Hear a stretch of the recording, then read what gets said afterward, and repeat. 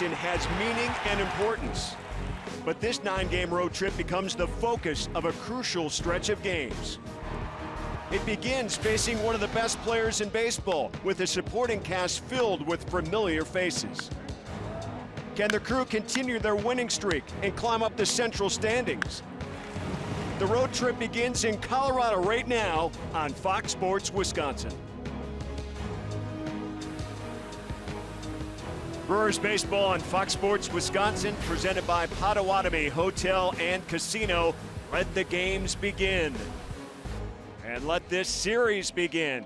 Here at Coors Field in Denver, I'm Craig Kushon alongside Bill Schroeder, Sophia Minert down at the dugout with field reports. 91 degrees at first pitch. And Craig Counsell, in his third season as Brewers skipper here in the middle of August, has this team right in the middle of the race. And you saw he was drafted by the Rockies, never played for the Rockies at the big league level. And here's the Potawatomi Hotel and Casino batting order. It's going to be Eric Thames on top, then Walker and Braun here, the first three. Shaw batting cleanup, Santana, Pena, Broxton, Arcia, and Garza. And they face German Marquez, the young 22-year-old pitcher for the Rockies, in his first pitch misses outside.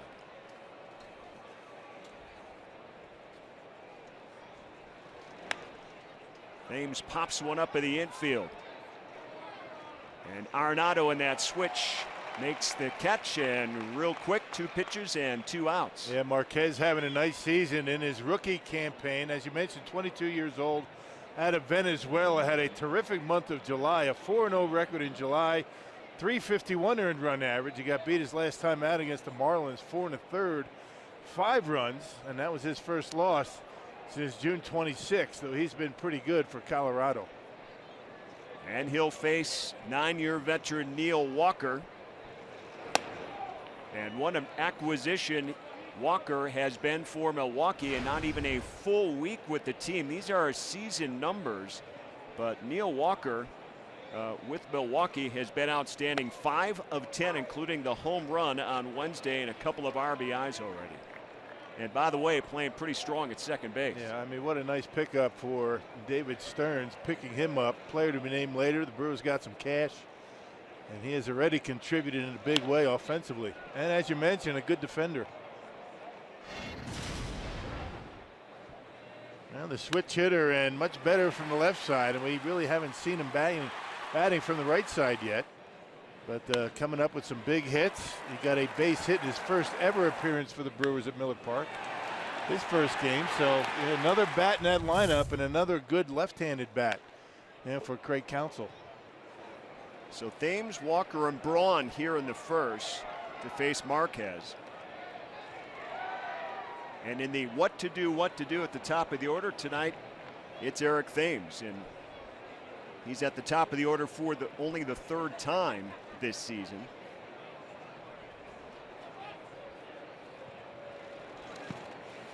Yeah, 3 consecutive games. The Brewers have had 3 different leadoff hitters tonight.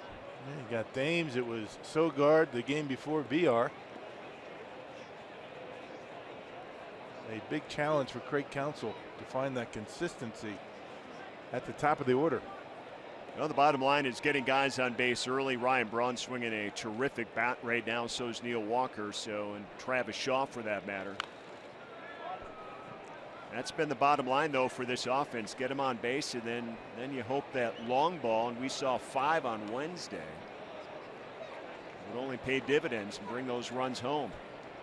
Brewers and Rockies kind of paralleled one another, going through an offensive drought the last couple of weeks.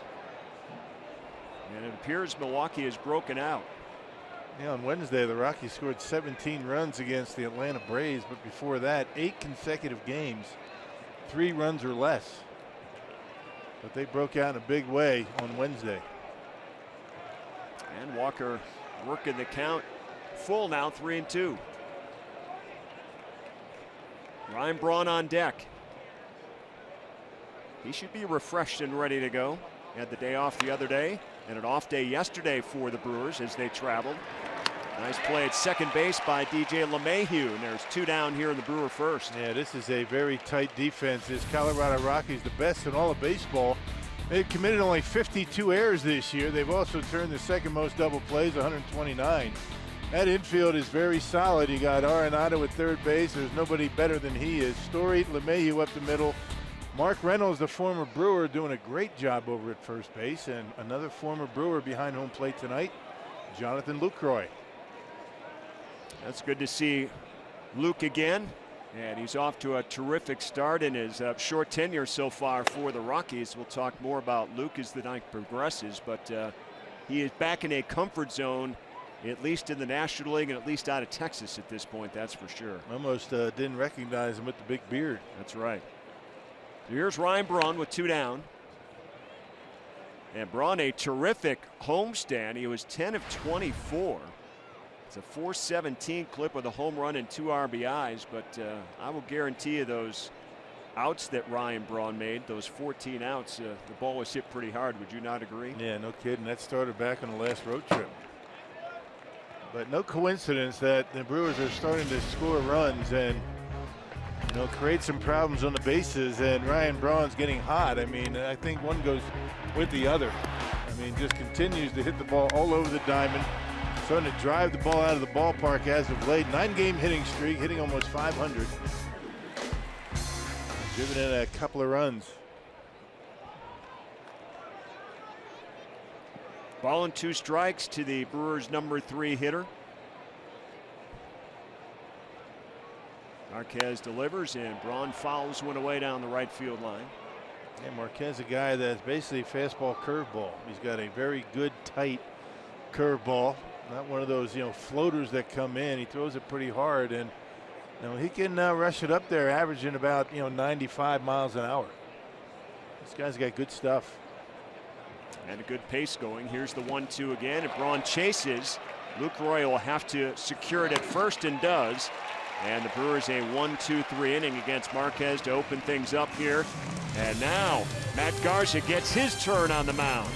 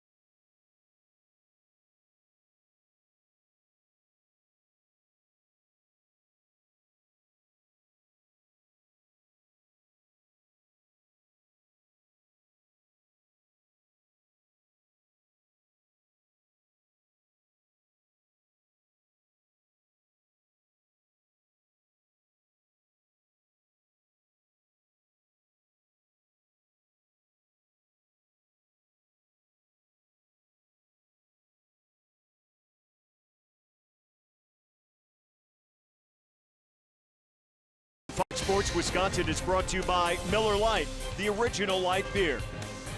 By Hupy and Abraham, voted best, rated best, Hupy and Abraham. Tell them you mean business. And by Menards. Save big money at Menards and all your home improvement needs. Back in beautiful Colorado, Rockies and the Brewers just underway here in Denver, and Bub Black in his first year as the Rockies skipper. You can see his overall record, long tenured manager in Major League Baseball, most of those with San Diego, and he has an explosive offense and an easy lineup to make. As we take a look at the Potawatomi lineups for the Rockies, it's Blackmon, LeMahieu, Arenado, Parra, the former Brewer, Reynolds, the former Brewer, Gonzalez, Lucroy, the former Brewer, Story, last year's one of top rookies, and Marquez, the pitcher. And did I mention Parra, the former Brewer? Yeah, too? I think you said that a couple of times, didn't you? Yeah. A lot of former Brewers with the Colorado Rockies. A lot of veteran influence on this Rocky team as Garza delivers to Blackmon, and the first pitch in for a strike. Well, Matt Garza 6-6, the .438 earned run average. Yeah, so far, giving up the 14 home runs. He picked up a win his last time out at home against Cincinnati. 5 1/3, 3 earned runs, and a 7-4 victory. Looking for his first ever win against Colorado. Well, it'd be a good time for the Brewers to get that win here tonight. He's got Blackmon down 2 strikes, second in the National League in batting average at .335. See some big numbers when the Rockies step up to the plate. This guy's got 14 triples to lead the league, and 13 of them have come in this ballpark. Yeah, this lineup 1, 2, 3 has been tough all season long. Been very consistent, and they get on base. And the 1-2 to left field, and it's got good carry. BRAUN back on the warning track, and it leaves the park for a home run. Charlie Blackmon with his 29th home run on a 1-2 pitch, and Colorado out in front early 1-0.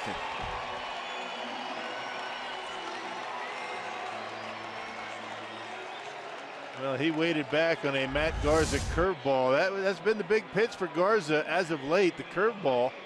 Down the middle, but it was at the knees, and Blackmon gave it a pretty good swing and knocked it out of here. Yeah, first row out there in left. Early lead for the Rockies. Here's DJ LeMahieu. So the Rockies lead it early 1-0.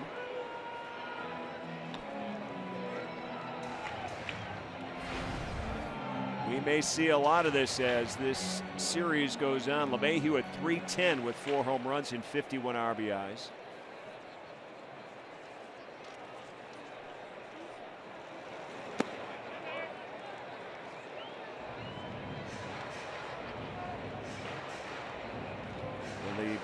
Outstanding hitters in all of baseball. Last year, the National League batting title at .348 for LeMahieu. Whoever would have thought .310 would be a down year. Yeah, right. These guys can swing it. And he punches one into right, a base hit. So the first 2 reach for the Rockies here against Garza. Well, let's check out the Menards Brewers defense. And the Brewers lead the league in double plays. As a matter of fact, lead all of baseball, 130 double plays. Ron Broxton Santana. Broxton's swinging a hot bat right now. He's back out in center. Shaw, Arcia, Walker, and Thames, and Manny Pena behind home plate.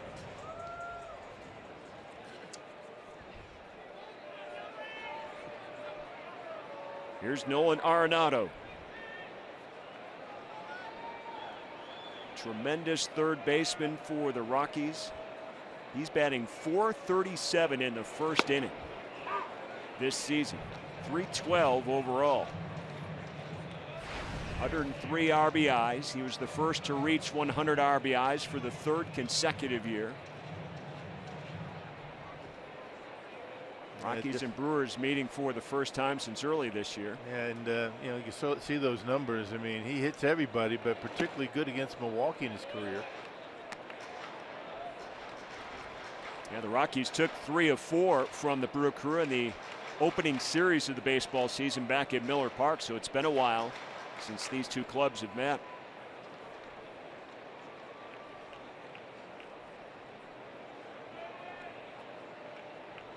Mayhew leads at first, inside to Arenado. Oh, so important to not work a lot of the plate with this Colorado offense, and it goes without saying you don't want to be falling behind any hitters, but particularly in this ballpark. Got to be efficient on the inside corner, breaking pitches down in the zone. Here's the 2-1. This is just off the plate inside. First 2 have reached for the Rockies, and they already have the early leadoff. Blackmon's home run. That was his 6th leadoff home run, by the way, this season. Really wasn't a bad pitch by Garza. It was down. It had the play, but still to hit it out the opposite field. Now the 3-1. Nice stop by Shaw. He'll go to second for the lead out, and no throw. So there's the first out for Garza. That runner still over at first. Yeah, you're going to see some pretty good third base play in this series with Arenado and Shaw. Shaw making a nice play right there, taking away a base hit on a 3-1 pitch. And it goes down and get the lead runner. And Neil Walker just didn't have the footwork to be able to make the throw over to first base, so he holds on. Good decision.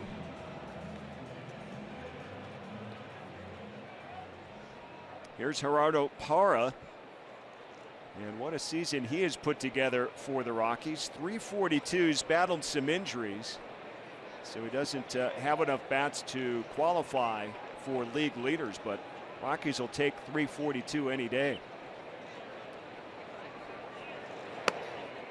Former Brewer traded away a few years ago to Baltimore for Zach Davies. Now, let's just put it this way. There's not a whole lot of soft spots in this batting order. There really isn't. Got to make your pitches.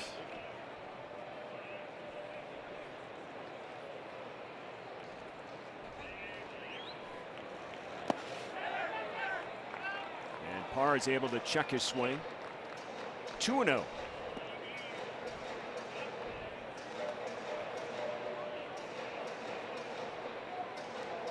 There's that offense that Rock was talking about earlier and where they rank in the league. You get that many key categories in the top 10. It's no wonder this team is contending so tightly for a wild card berth. And you know, the earned run average for the pitching staff not horrible. It's a lot better than it has been in recent years. There's a strike for Garza. Well, it's been changing a little bit differently for the Rockies for years. They brought in a lot of veteran pitchers, and you know, when you're a veteran pitcher, this might be the last place you want to be. Right. And some of the young guys, you know, they're kind of going through the ranks starting out here in this stadium. Yeah, more the hard throwers, more the sinker ballers seems to work better. Can develop a different philosophy. Slow roller to second base, nice split, and the relay in time for the double play. And Matt Garza gives up a leadoff home run, but uses some nice defense behind him, and it's just 1-0 at the end of 1.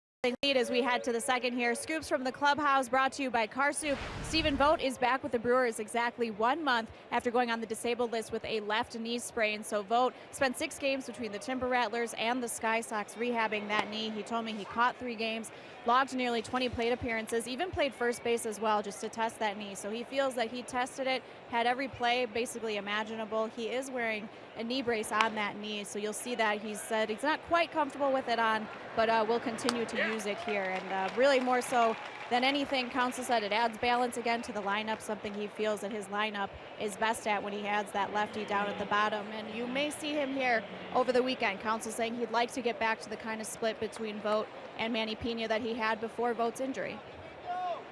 All right, Sophia, and of course Andrew Susac goes to the disabled list, and that made the roster complete there instead of going down to AAA.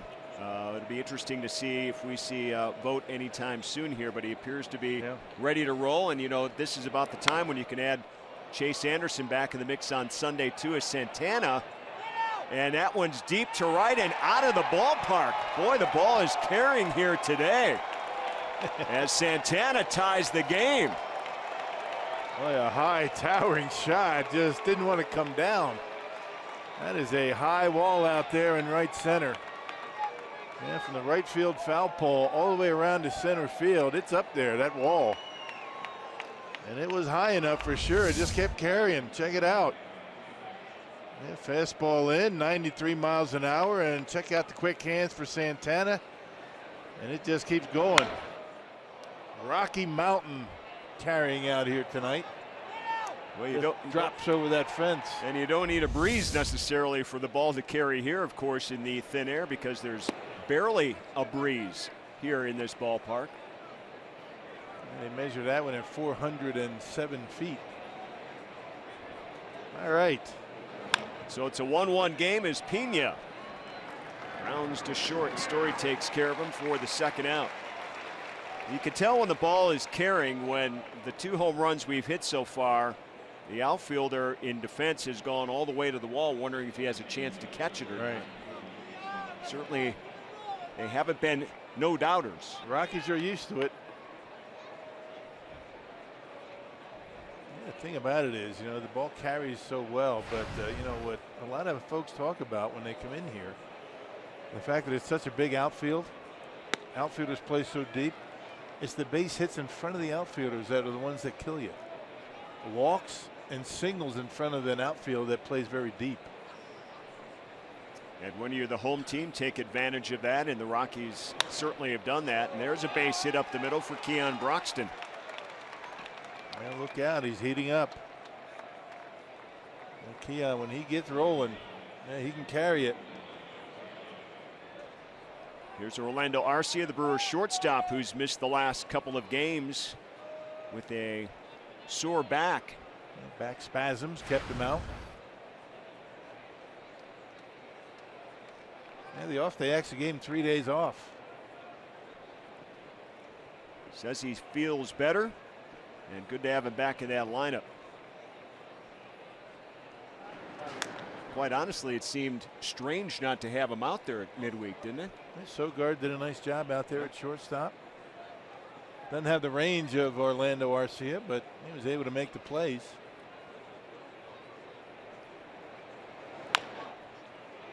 Slow roller, Story, and he can't handle the ball. Everybody's going to be safe.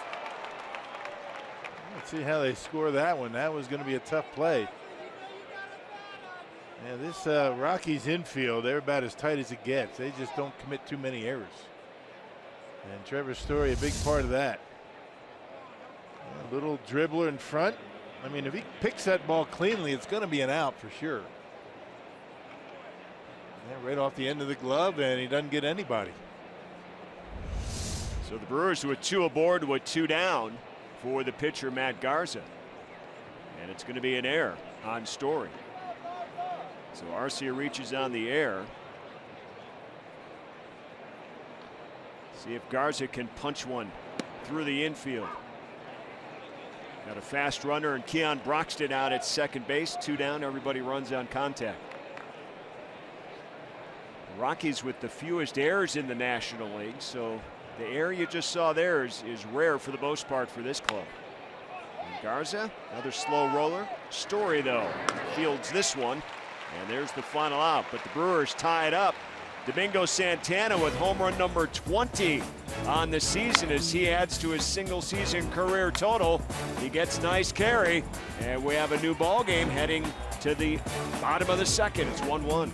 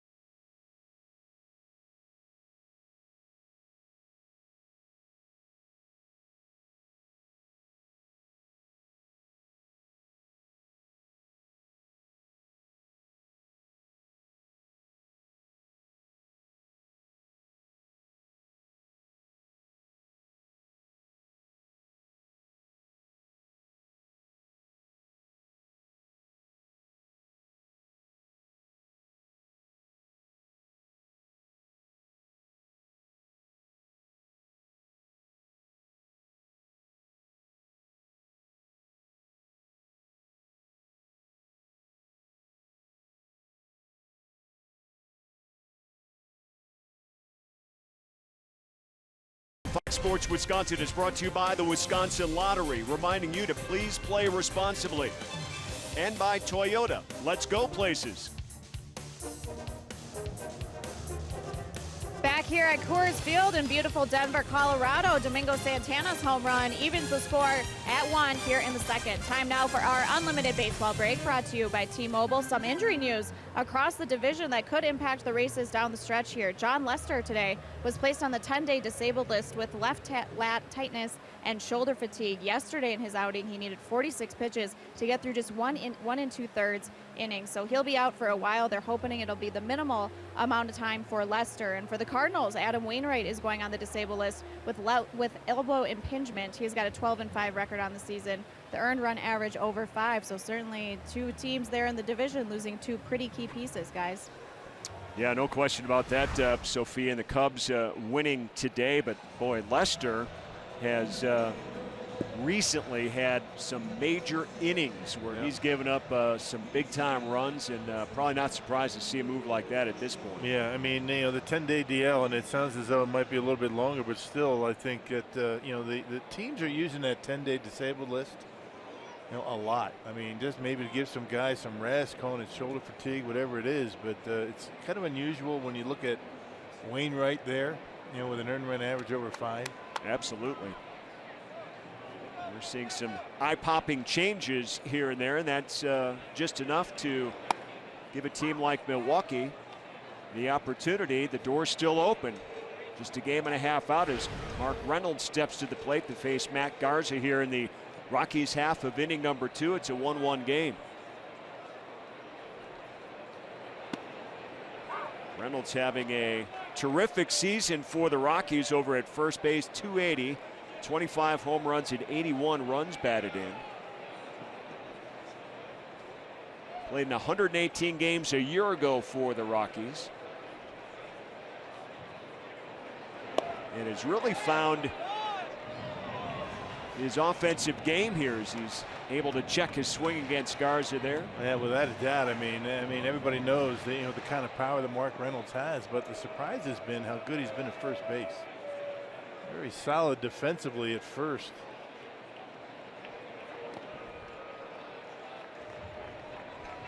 Two balls and 2 strikes to the former Brewer. Reynolds played with Milwaukee back in 2014. This is his 7th big league team that he's played for, 11th year in the majors.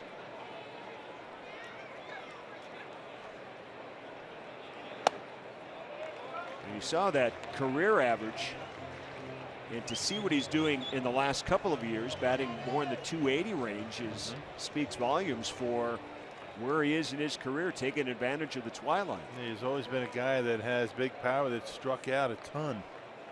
He's doing that, 133 strikeouts, but he's got the... And a called strike 3 right on cue, Rock. Yeah, right at the bottom of the strike zone, a breaking pitch from Garza, and Reynolds thought it might have been low.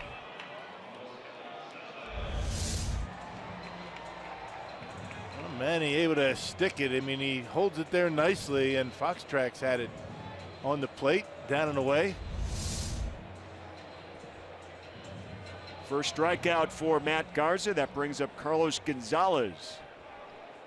237 on the season with 7 home runs and 37 RBIs. Seems very strange to say his name followed by those low numbers. Yeah, especially this far down in the batting order. He's always been, middle of the order, up top of the order guy, and really hasn't been driving the ball a whole lot this year.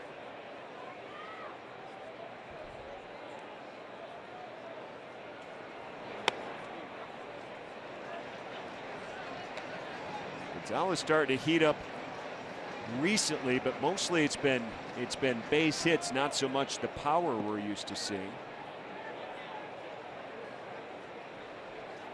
Yep, way down this year.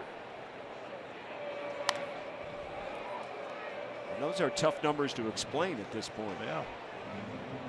He's not that old, was he? 30? 31 years old. Yeah.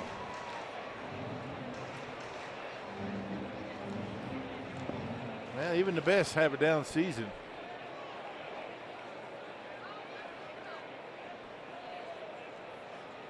Three-time Gold Glover. Big power hitters you saw. 3-time All-Star. Just as soon as last year, the 2016 All-Star team. Started in left field for the National League.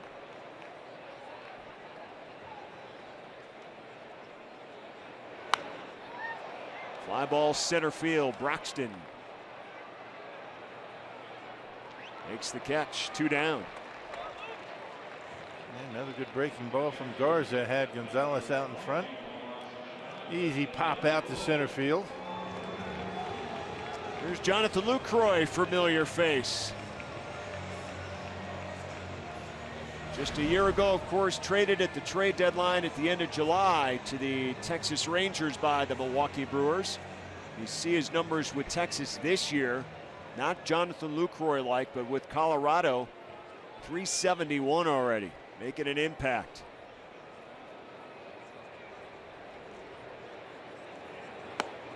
And a veteran catcher behind home plate. There's a lot of young pitchers on this Colorado starting rotation. They say he's done a nice job helping them along. It's kind of funny, the way his time with Texas was. When he first got traded, went over there, he went crazy offensively. He just couldn't get it going this year. Says he's in a more comfortable position here with the Rockies and back at the National League, and it shows. Not only is he batting .371 in those 12 games, but he's getting on base. His on-base percentage alone is .511.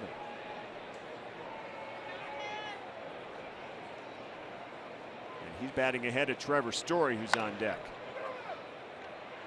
Thames with the backhanded play, flips to Garza for the out, and Lucroy is retired. A 1-2-3 inning for Garza as Thames at the top of the order set in the 3rd.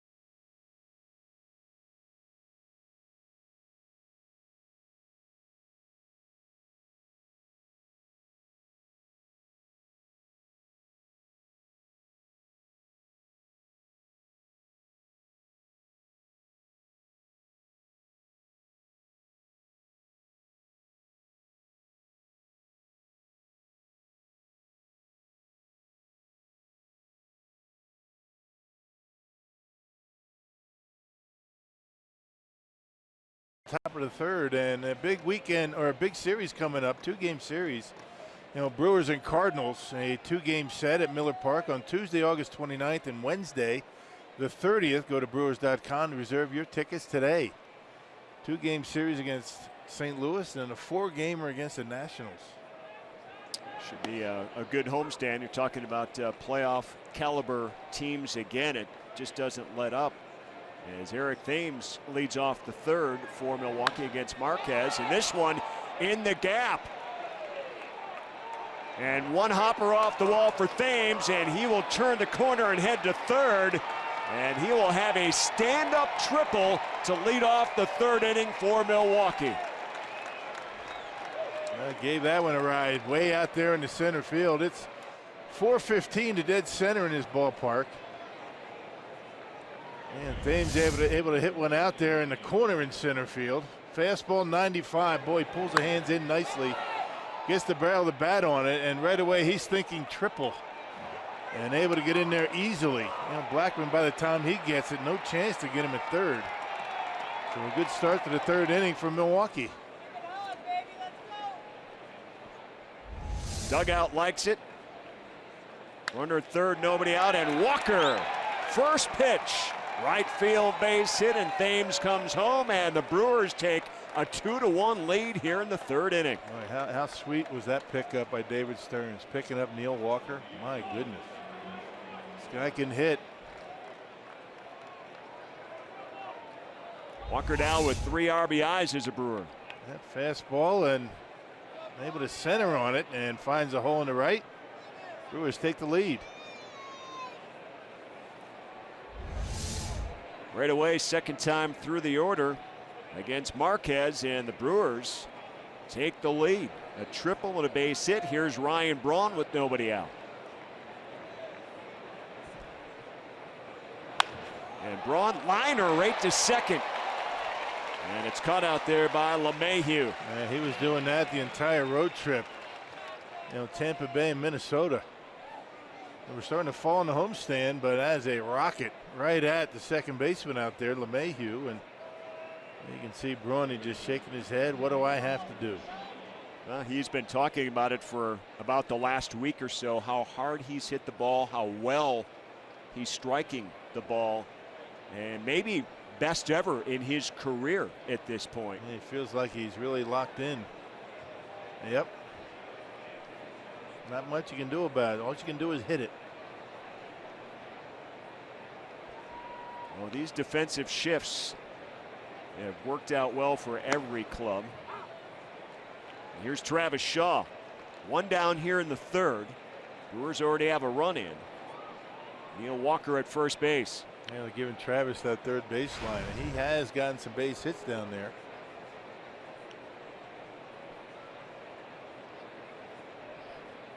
Shaw grounded out to second his first time up.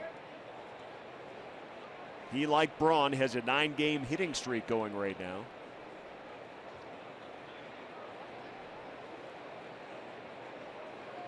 He had an 11-game hitting streak back in May, which was a career high. Been very, very, very consistent all season long at the plate. Got the lucky red batting gloves on. Now, how about that for a switch, huh? Homered on Wednesday with the red batting gloves. Not that baseball players are superstitious at all. There's not too many guys that go against the team colors. Pop up shallow left. Story going out there and makes the catch. So 2 down. Walker back to first.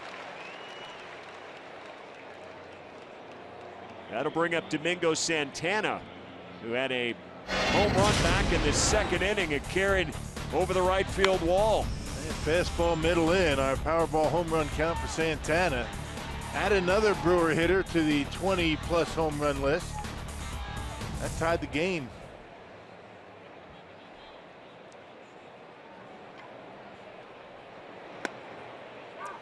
First pitch, a strike into Domingo Santana.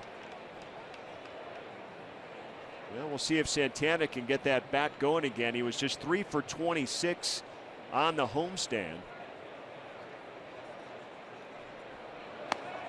He's been pretty consistent offensively this year. Hasn't gone into too many deep slumps.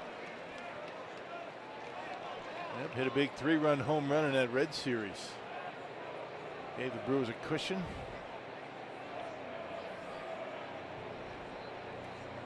The 0-2 high and tight, and the batting helmet falls off. Man, breaking pitch just didn't do anything.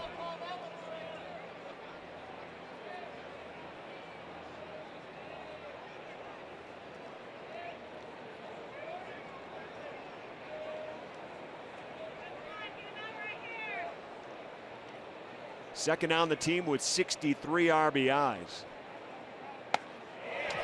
High strike, and he is done. So the Brewers get the lead, though. A leadoff triple by Thames. And then Walker on the first pitch gives Milwaukee a 2-1 lead as we head to the bottom of the third.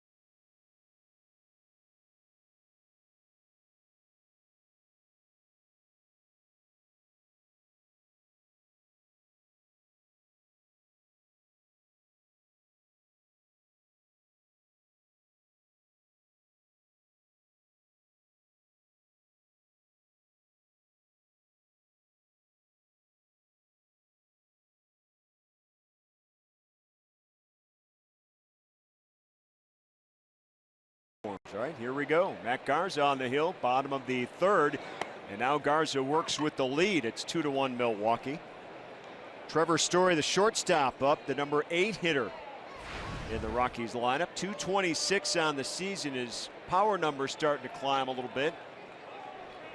He too never got going with the batting average this season for the Rockies. They say he's been swinging a little bit better, but the one thing that really hasn't wavered, although not a good time to say it, he has made an error in this game, but he hasn't taken the offensive struggles out to shortstop. He's been pretty solid out there at short. Yeah, that was a rare error by Story, but it ends up not costing his team. And now he gets a chance at the plate here. He had a career high 6 RBIs on Wednesday and has homered in each of the last 3 games. So if he's starting to do that, look out. He's a dangerous hitter at number 8. Pop up, foul territory. Pena taking a look, and it's just over the screen, and a nice catch in the second row. There you go. Looked like a fair catch. Football play, but not a whole lot of foul territory, which makes this even a better hitter's ballpark. There's a lot of room in fair territory, but not a whole lot in foul territory. Pitchers don't get much of a break in this yard. This is no Oakland. Could there be any more room in foul territory? No. All right, Garza had 2 strikes on Story.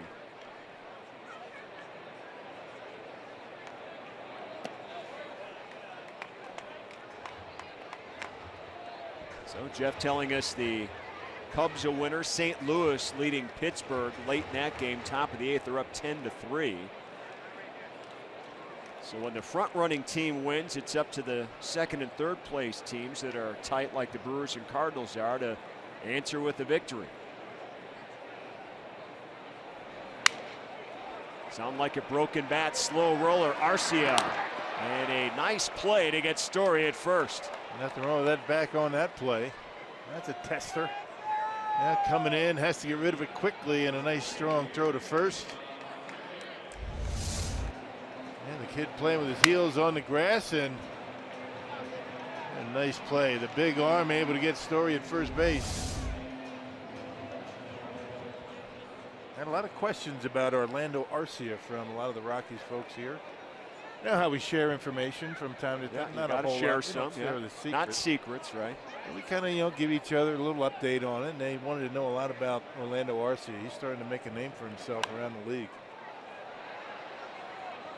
Yeah, his play is going noticed because of the territory that he covers and the spectacular plays that he has made defensively. And he's swinging the bat. He's starting to hit right now. So yeah, that's the one thing that people want to ask about it. This guy's hitting about 280. And look at the pitcher.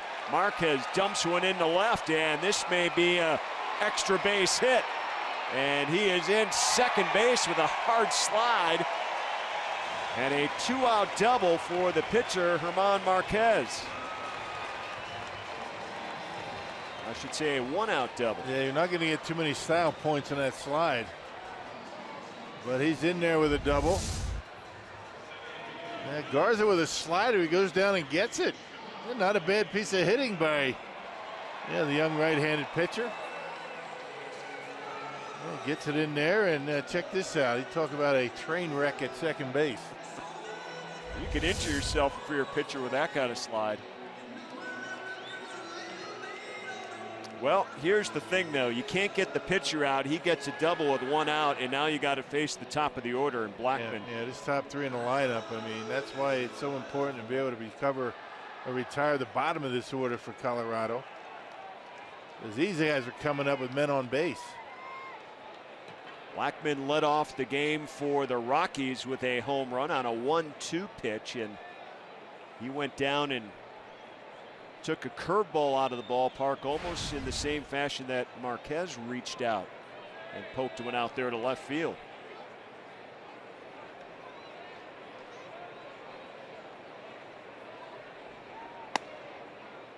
There's a strike from Garza. Here's that home run. Yep, got a little bit too much to the plate that time, and opposite field out of here to left.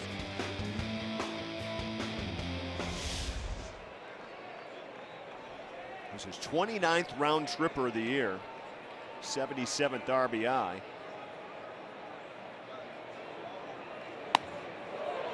Big swing and a miss. Also increased his batting average to .337. This is where Blackmon ranks in the National League, first in hits, runs, triples, total bases, second in batting average, and extra base hits. Not a bad table setter. Boy. And he's got 77 RBIs himself.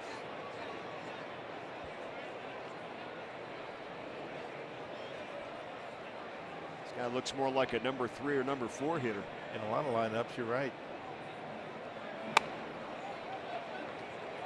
Let's see if Garza even throws a curveball to him. Maybe bounce one. First 2 pitches up and in.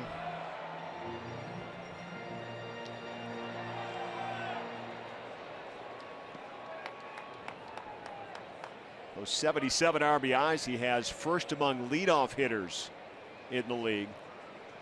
Really no surprise to hear that number. Well, almost half of them are home runs, right? I mean, he's got 29 homers, but that also speaks well for the bottom of this Rockies batting order. They're getting on base. Blackmon able to drive them in.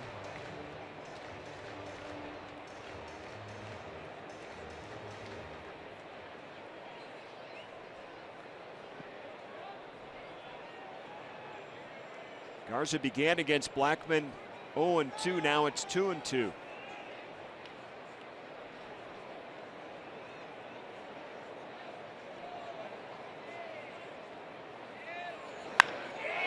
And a liner just past Marquez. He had to wait as it nearly ripped him in the chest. Yeah, Garza would have come up and in and left it out over the plate. And you make mistakes to Charlie Blackmon and a lot of these Rockies, that's what's going to happen. Supposed to be up and in. You can see Pena reach out over the plate for it, and he just hits a rocket right over the head of his pitcher. And because of that, Marquez has to stay at third base.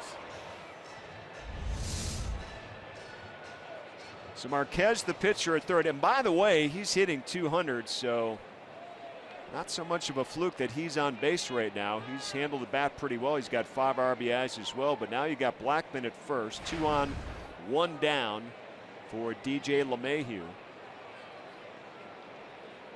He had a base hit to right his first time up in the first inning.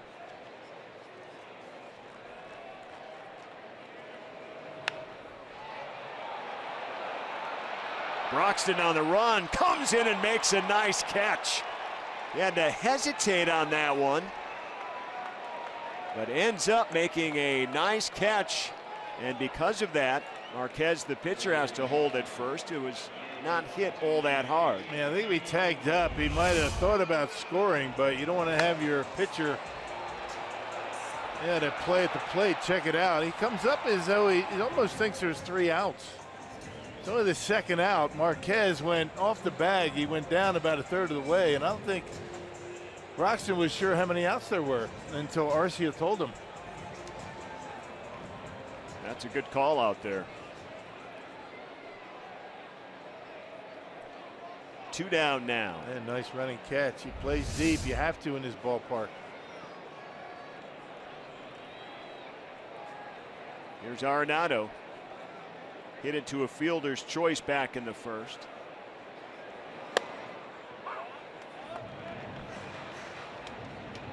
Garza really trying to establish inside on these Rockies hitters. You have to establish inside, then maybe go out with the good off-speed stuff.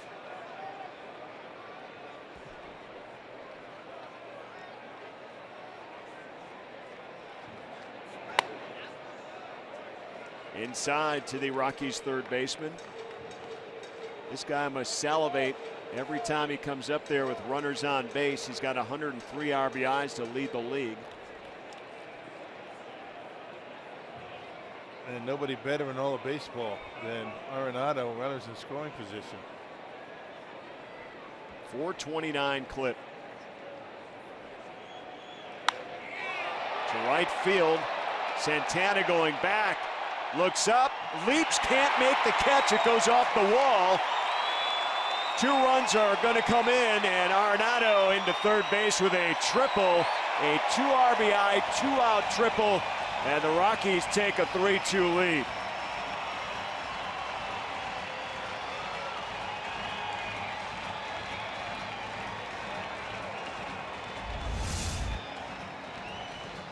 Tried to come inside, left it out over the plate. Arenado hit it pretty well off the wall. They can't get that close to the wall in this ballpark. I think if Santana didn't get that close, of course, he probably thought he might have been able to make the catch as it went off the bat. But even with the big arm from Santana, still Arenado, I should say, into third base. 105 RBIs on the season now for Arenado.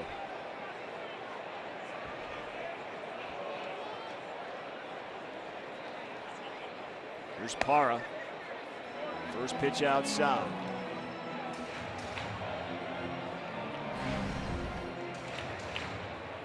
Parra grounded into a double play to end the first.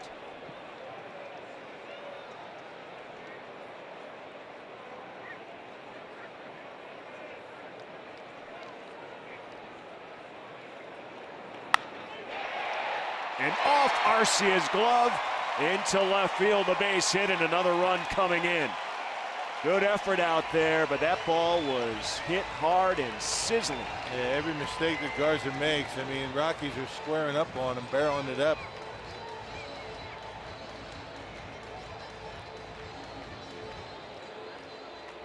Yeah, 3 hits for the Rockies, man in scoring position. They've been good all year in that department. You can see once again he missed his spot. It was supposed to be in, left it out over the plate. And Parra hits it hard into left field.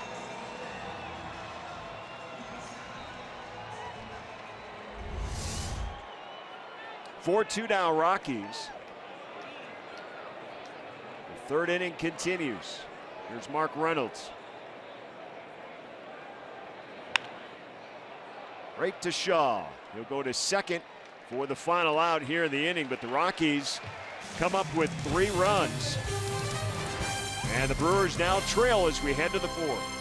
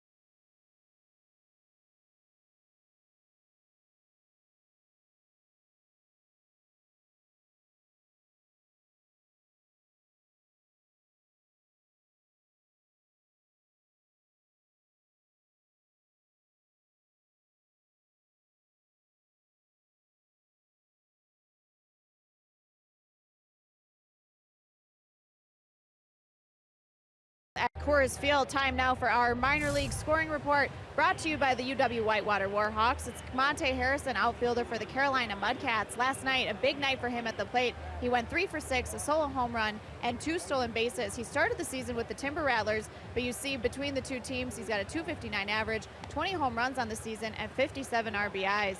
He's having a great year with the Carolina Mudcats, 43 games with them since he got called up. So the 2nd round draft pick from the 2014 draft. Nice to see Harrison working his way up the ladder. Indeed, and the minor league season going to be winding down here in the next couple of weeks. Yep. A month shorter, minor leagues as opposed to the big leagues. Got some teams battling for playoff spots like Biloxi at AA right now. Yeah, they're back in the hunt. They've been playing some good baseball. Colorado Springs. Here's Manny Pini to lead off the 4th. Takes the first pitch inside for Marquez. That was Marquez's double that got that offense rolling for 3 runs against Matt Garza in the 3rd. So now Brewers open up the 4th here, suddenly trailing 4-2. Yep, a couple of 2-out base hits, a triple and a single.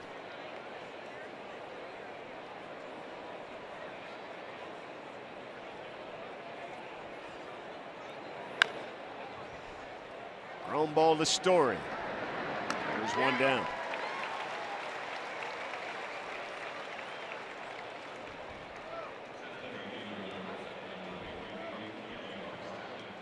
Fox Sports Supports is proud to team up with Girls on the Run in their dedication to empowering young girls and instilling confidence through running. Learn more about how you can get involved this fall and visit foxsportssupports.com. What a night here in Denver. Yeah, perfect weather all day here in Denver. There's Keon Broxton. The Rocky Mountains back there. Used to be able to see those from the ballpark where we sit. Got some condos going up out in left field. A lot of development every time you come back to Denver. There's something under construction, and it's usually housing of some kind. Beautiful city.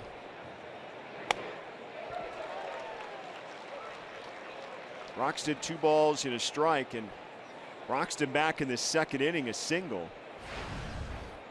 Got his power game going after Jonathan Villar started in center field on Tuesday. He hit a pinch hit home run that night, and then 2 home runs on Wednesday. And he said after the game on Wednesday, that kind of got me thinking a little bit. Having the everyday second baseman start out in center field. Yeah. Well, at the time, Keon really wasn't, doing a whole lot offensively, and not that Keon doesn't have the focus and the commitment and hard work to be successful out there in center, but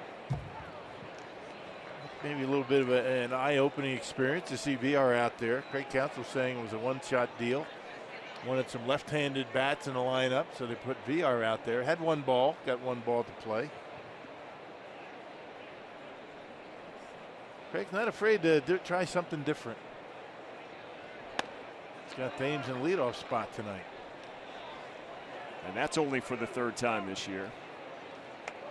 Well, the thing about it, though, Rock, is this team is athletic enough and it's versatile enough, almost to a player, that they're willing to, it's not so much take chances as Broxton strikes out looking. It's because this team is prepared to do it. See VR.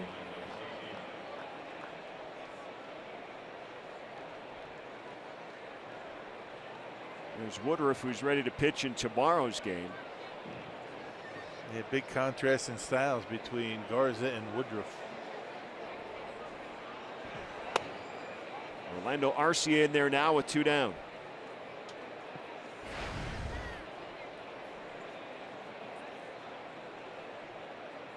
He reached on a Trevor Story error back in the 2nd inning.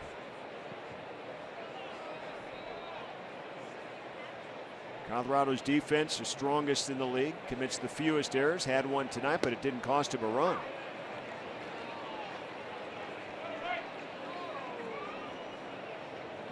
You can't be giving extra outs in this ballpark, that's for sure. Walks, errors, things like that. You give those extra at bats and they will come back to haunt you.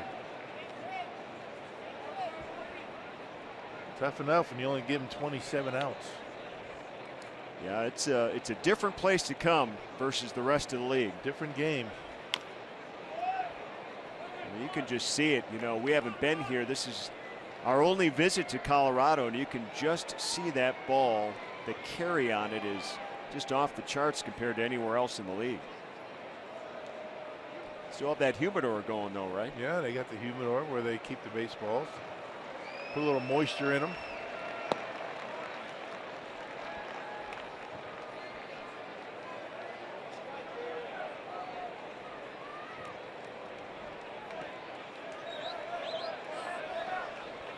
Marquez, a good young pitcher on this Rockies staff. Now Craig Counsell. Well, it should be ball 4, shouldn't it? Is coming out to talk with the home plate umpire, Jim Wolf. Scoreboard, has 3 and 2, but it should be 4 balls.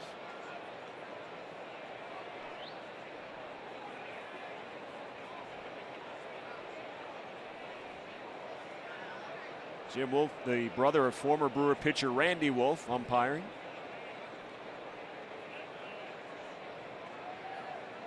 Well, they have to go to review. None of the umpires knew what the count was. That's ball 4. I mean, it's not a 3-2 count, it's ball 4. Scoreboard was wrong. None of the umpires are sure what the count is. Craig Counsell knew it was ball 4.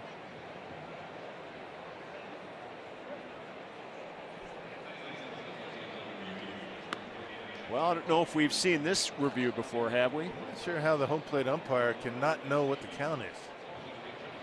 I mean, that's a new one. Well, Arcia took all of his hitting gear off in anticipation of going to first on the walk.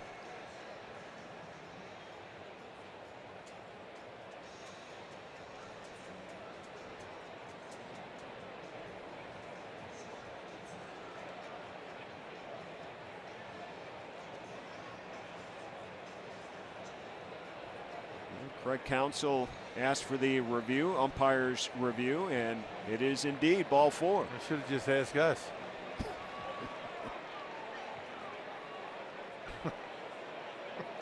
Well, you see where, Fox Tracks has a bunch of pitches down. I'm not sure where the second one is, maybe the low strike, but not sure how the home plate umpire doesn't know what the count is. That's his job, isn't it? well, the umpires with the smirk on their face, Craig Counsell, but they got it right. The end result. Isn't that what you always want, is the end result? Yeah, you're right. But still. I know it. There's Garza, 2 down and a runner at first.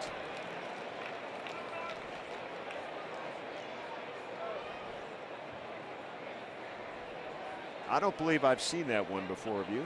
Well, occasionally, not really. There's been some confusion from time to time, maybe every now and again, but one of the umpires would know. You would think. None of them knew. Yeah.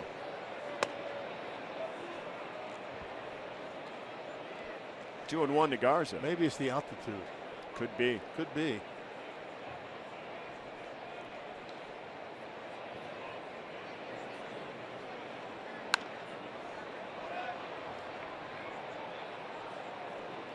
Does the altitude get to you, Rock? A little bit it does. Does it? First couple days. And about the time you get used to it, you're heading out of town.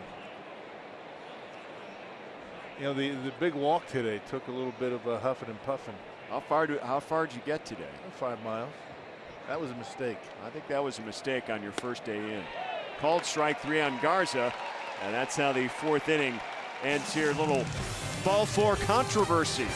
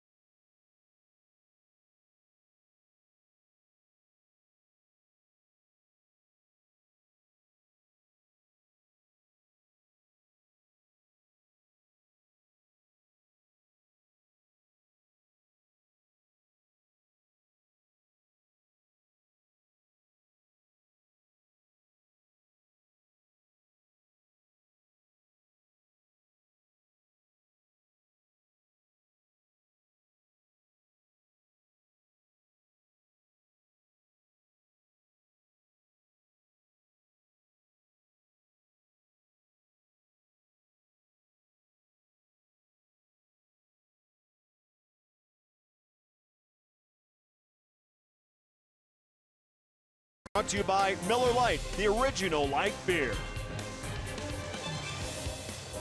Back here in beautiful Denver, Colorado, a gorgeous Friday night. The Brewers trail 4-2 here in the 4th at Coors Field. And we all know the heroes on the field, but this season the Brewers and Meyer want to honor the real heroes of our community. Each month, one outstanding individual will be recognized as the Brewers Community Achiever presented by Meyer. Achievers will receive 4 Brewers tickets, on-field acknowledgement, and the opportunity to throw out a ceremonial first pitch. So if you know someone that has contributed to their neighborhood in an extraordinary way and want to nominate them, you can visit brewers.com/community or pick up a nomination form the next time that you're at Miller Park. Perfect. As the Rockies now come to bat here after ball 4 controversy. Escaped by the Rockies. It's going to be Gonzalez, Lucroy, and Story to bat here in the bottom of the 4th inning. Matt Garza back out on the hill. His Brewers trail 4-2. The Rockies had a 3-run 3rd inning. Kick started by their pitcher at the plate. Turned out to be a big ball 4. Now, you know, Garza, now he's cleared in the batting order. You don't have to deal with, you know, the pitcher leading off the 5th. Yeah, that'll be top of the order now for the Brewers, and they come to bat in the 5th inning. There's Gonzalez. Can't chuck his swing. There's a good curveball from Garza.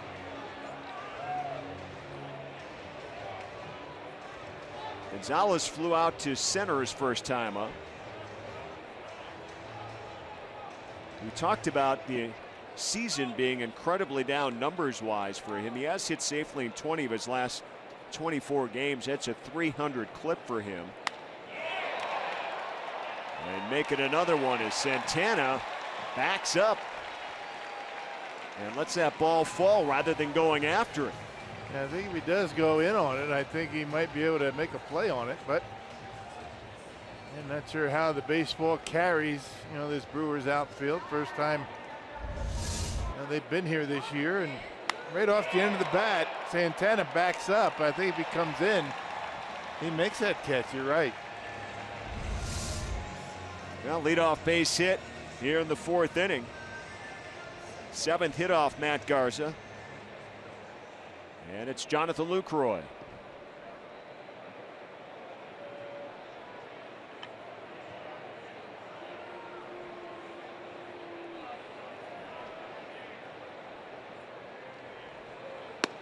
Luke grounded out to first his first time up. He had a career high 3 runs scored on Wednesday.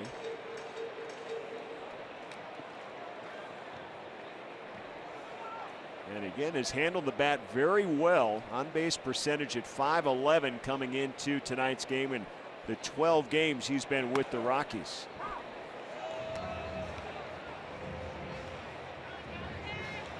Two-time All-Star with the Milwaukee Brewers, and he brought in a lot of returns on that trade a year ago with Jeremy Jeffress to Texas.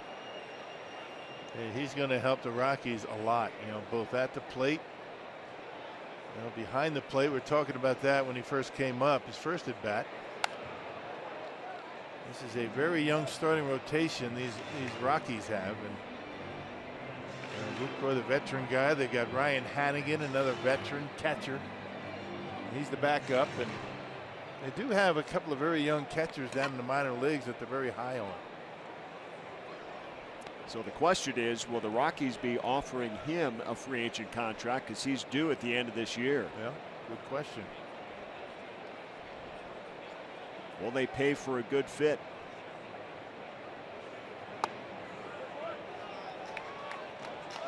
It was interesting too, just in gathering information, Rock, about Lucroy and supposedly the defensive numbers at Texas being down, but you know, a lot of the cross-checkers will say they didn't see that, right, and they haven't seen it at all here since he's been back in the National League with the Rockies. He's just wasn't a good fit for Luke this year in Texas. Let's just put it that way, right?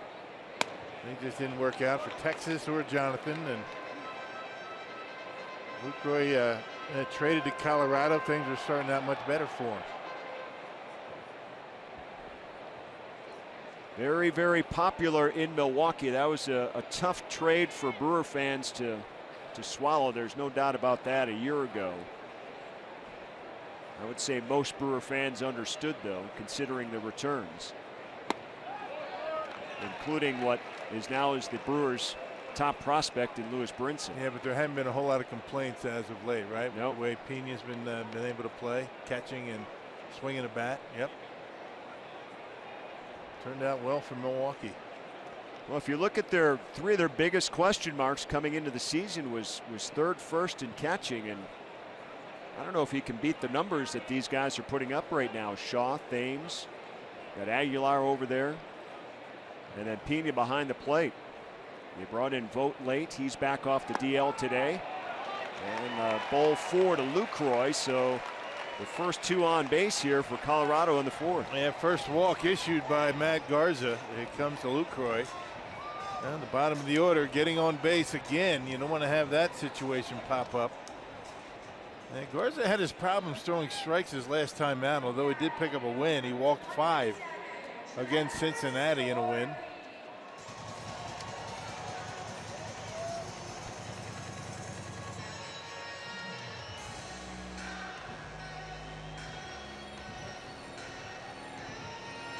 Story grounded out to short his first time up. Boy, did he make a splash a year ago at shortstop for the Rockies. 27 home runs as a rookie. Nice stop by Shaw.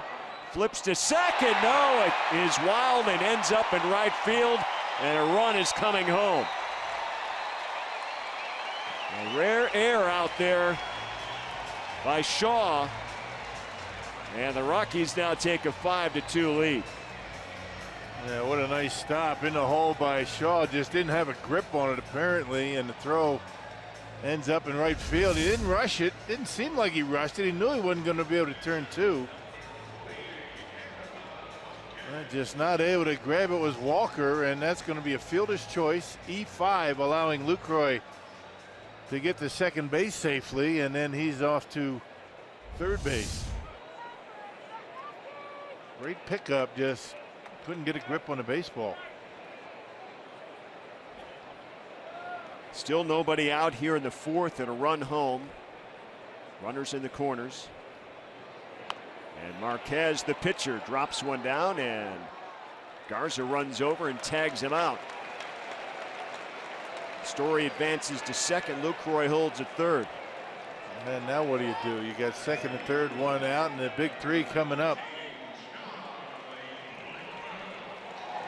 Well, Blackmon has a home run, 2 hits, 2 runs scored.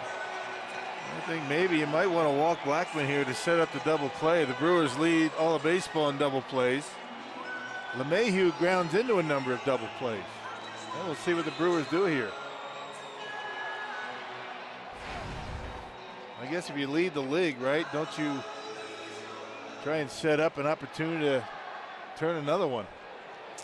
And the Brewers issue the intentional walk, so Blackmon goes to first to load the bases for DJ LeMahieu. LeMahieu's grounded into 17 double plays this year. I would imagine that went into the thinking for Craig Counsell.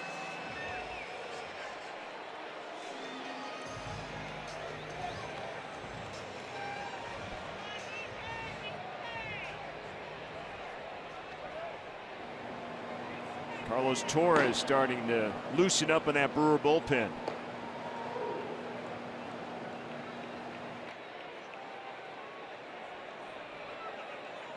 All right, Garza in the jam, a run home, bases loaded, still nobody out here in the fourth. First pitch strike from Matt Garza. That's what you want to do, keep the ball down. Try to get him to roll over on one, maybe a slider, get him to roll over on it to Arcia.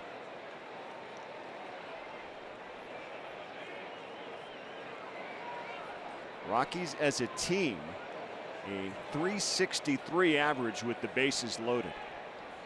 That is a hefty number, folks.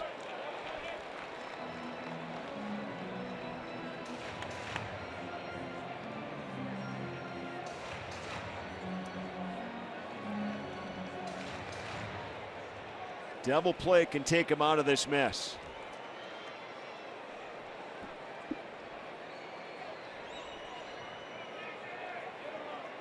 Count even, ball and a strike.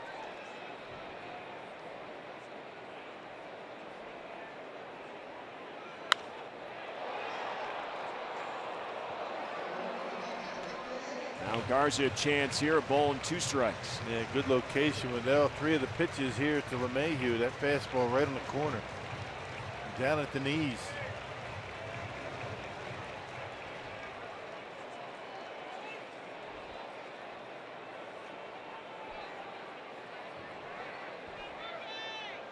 LeMahieu at .311 on the season, last year's batting champion. High 2-2.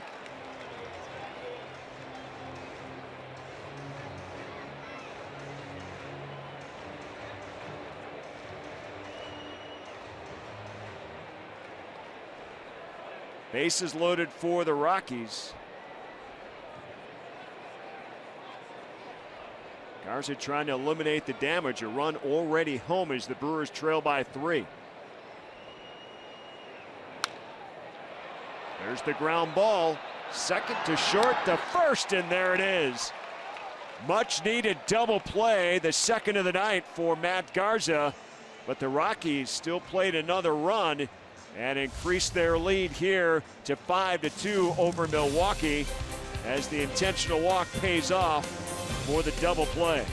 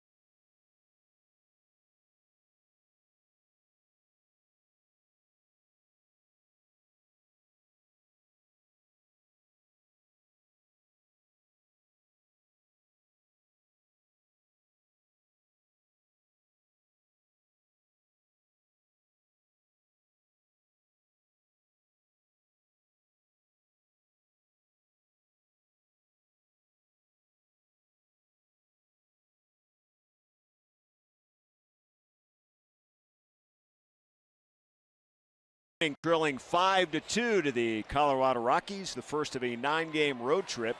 The Big Three continues as basketball's greatest legends take it to the court in Seattle.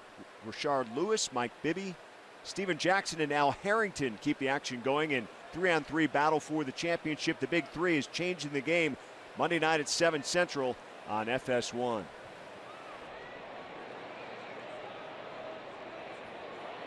Marquez goes to work against Eric Thames, top of the order. And the top of the order has been pretty productive for Milwaukee. They got that third inning going as Eric Thames led off with a triple and Walker followed with a base hit to bring him home. Santana, middle of the order, hit a home run back in the second inning, and those are the 2 runs the Brewers have scored. Not a lot of base runners for the Brewers here tonight against Marquez, as it's turning out.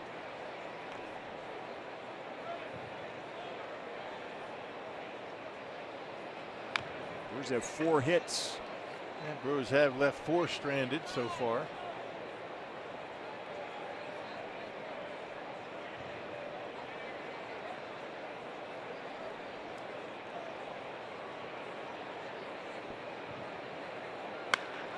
Thames, another one hit hard right field off the top of the wall. And Thames will settle for second base. 2 hits, 2 extra base hits for Thames. And so far that leadoff spot treating him well. Yeah, he likes it up there. Yeah. Triple, now double. Well, Coors Field giveth, and this time it taketh away. That could have been a home run. That high fence out there in right center. Boy, Thames dropping the head of the bat on that pitch and drives that one into the gap.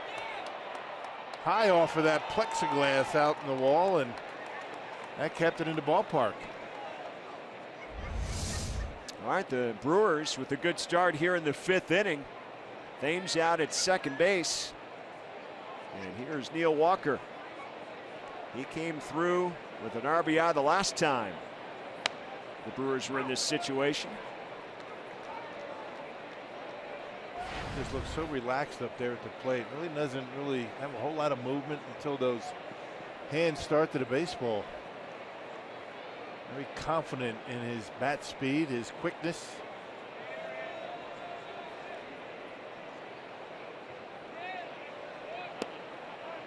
Came over on Sunday from the New York Mets in a trade that David Stearns made. And you got to give this guy a lot of credit. He was on the road with the Mets in Philadelphia. Got pulled from the lineup Saturday night, went back to New York, packed up a few things, and took an early morning flight to Milwaukee on Sunday, and has been as productive as you could imagine. And got hits in his first 2 at bats. Yep, and he's kept hitting.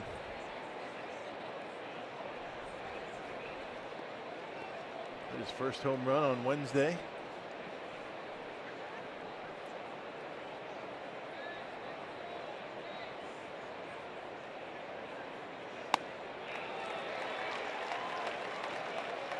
Two and two the count now on Neil Walker.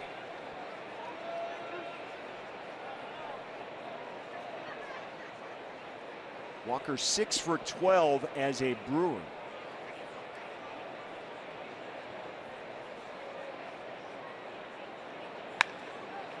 And this one poked over to short. Story, strong arm, and guns down Walker. That's the first out, and Thames remains at second base. Hey, bring the family out to the ballpark on Sunday, September 3rd, as the Brewers host the Washington Nationals, and all kids get a Velcro toss game courtesy of In Park. And plus, like every Sunday, kids 14 and under will also enjoy a free lunch and can even run the bases after the game. Big day on Sunday, September 3rd. One down here in the 5th. Thames still out at second base. Here's Ryan Braun.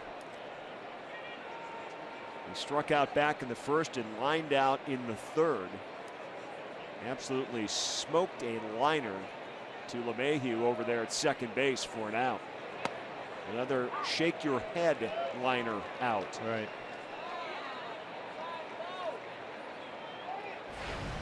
Well, you just got to feel good in the fact that you hit a line drive and you hit it as hard as you could hit it.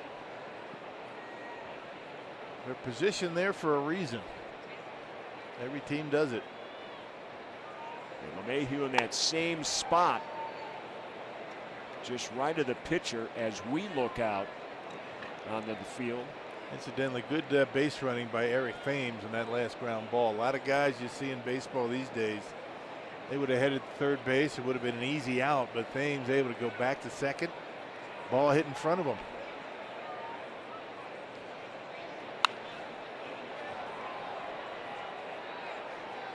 Braun now down a ball and 2 strikes.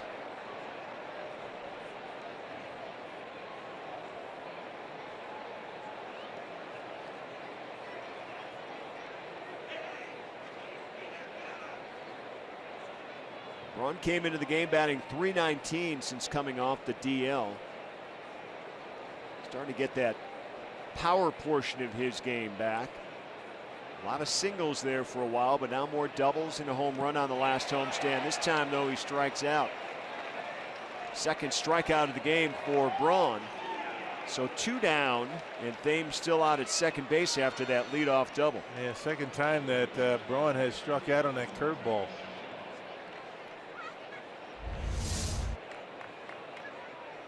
Pretty much in the same spot, and Braun not happy with himself.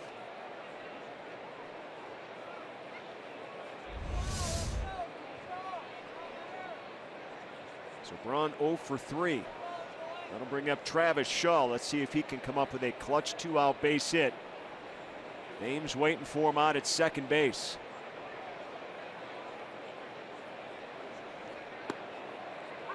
Brewers need to take advantage of these opportunities to chip their way back in the ballgame. Only down 3 midway through. You don't want to let a leadoff double go to waste. Yeah, especially with the top of the order coming up after that double. 2, 3, 4 in the batting order.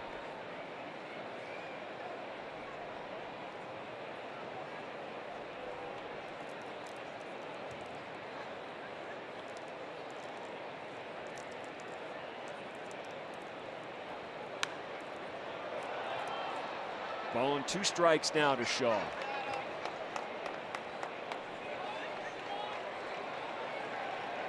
Shaw committed a rare error last half inning. Made a terrific stop at third base on a ground ball, but threw wide to second base. Don't see that very often with Travis Shaw, especially after a terrific stop. See if he can make up for that here. Hanging tough.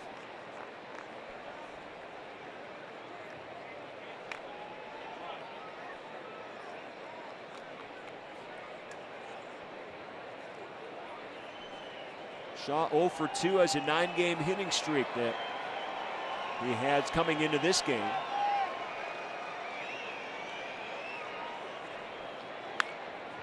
And this one to right. Mayhew, though, from the grass throws out Shaw in the shift. And that'll end the Brewers after the leadoff double. All goes for naught, still 5-2.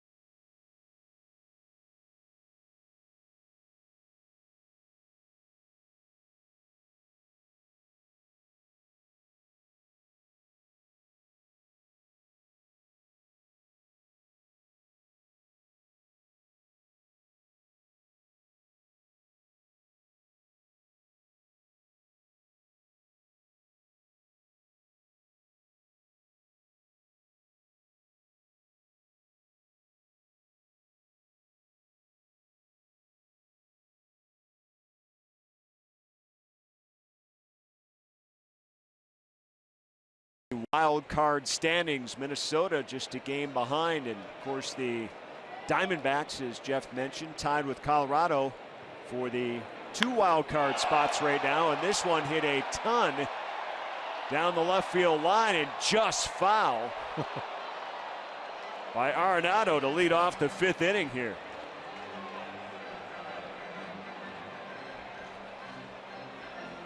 Simply strike one. Yeah, a loud strike.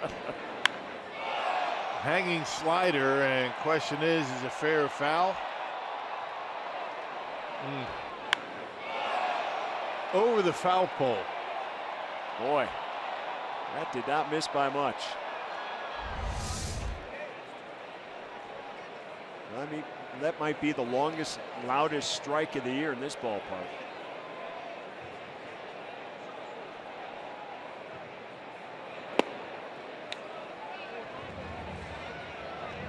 There's 2 teams, the Brewers and the Rockies. They squared off in the opening series of the baseball season. Both coming off years in 2016. Not quite sure where their ball clubs were going to go as they tried to rebuild in their own ways. The Rockies were 75 and 87 a year ago. The Brewers 73 and 89. And here they are in all the playoff talk. The Brewers in the middle of a tight division race, and the Rockies, despite the Dodgers' huge lead in the West, have been battling Arizona, and there's 2 wild card spots that they both might get. Yeah, and it looked as though it was going to be those 3 teams in the West. It was a shoe-in that they were going to be, the wild card, Arizona and Colorado. But both of them have been playing, so-so baseball. The Rockies have won only 3 of the last 10. allowing other teams to get in the mix. This one to Santana, and right, he leaps up and makes the catch on the warning track. Right off the hands and almost off the wall. Let's head down to the dugout now and find Sophia Minert with more. Well, Craig Counsell before the game was asked about the changes to his club just since the last time that the Brewers were here at Coors Field to close out the season last year. And he said, really, it starts with our offensive lineup. He said, we set out in the offseason to just create a lot more balance, and they did that by adding the lefties Eric Thames at first, Travis Shaw at third. And he said, we've had starters take big steps forward, guys like Chase Anderson, Jimmy Nelson. He said Corey Knebel really started to emerge out of the bullpen last year, started to see what he could do, and then it was really this season, of course, that he became an all-star. And he said even from the first week of the season, you look at the acquisitions they've made, adding Stephen Vogt, who was activated today, getting Chase Anderson back, Neil Walker in the last week. So certainly there's been a lot of change to this team from the last time they were here playing the Rockies. Yeah, indeed. And, you know, the priority from the offseason right up until now, Rock, has been left-handed hitters when you're talking about the moves they made for their batting order and their bench. This one hit a long way right field. Santana watches this one sail way out of here. And a home run for Gerardo Parra, his 10th of the season. And that extends the lead now to 6-2 for the Rockies.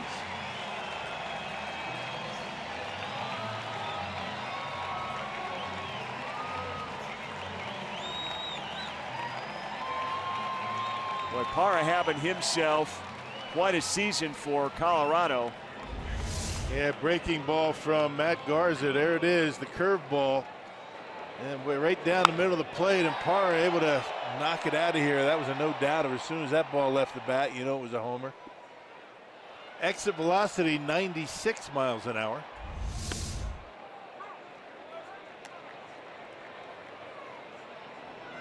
There's Mark Reynolds.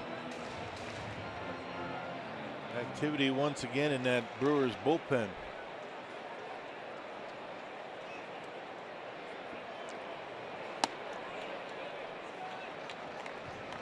Well, it's still the 5th inning. It's a 4-run deficit at this point as Torres, up for the 2nd time, appears to be ready to come in when the call is made. You don't want this one to really start slipping away from you too quick. Nobody on here in the 5th with 1 out, but already a run in.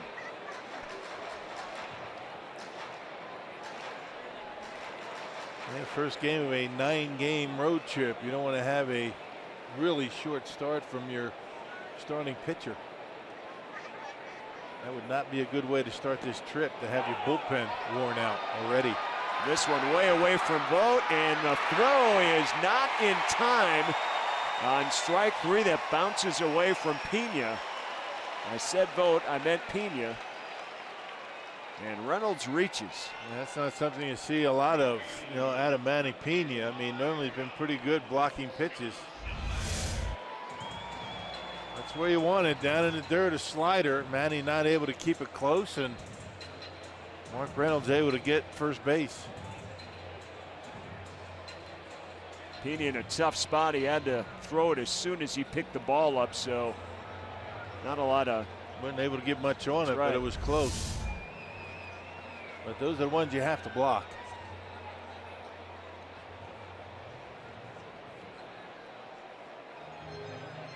As with many starts, Matt Garza has to gut him out, and this one's been no different.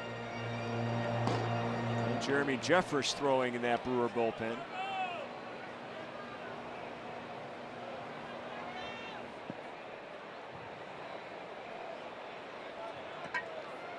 There's Carlos Gonzalez. So instead of 2 outs and the base is empty, it's 1 out and a runner at first. Gonzalez singled and scored a run back in the 4th inning. And a second strikeout for Garza, both coming against Mark Reynolds.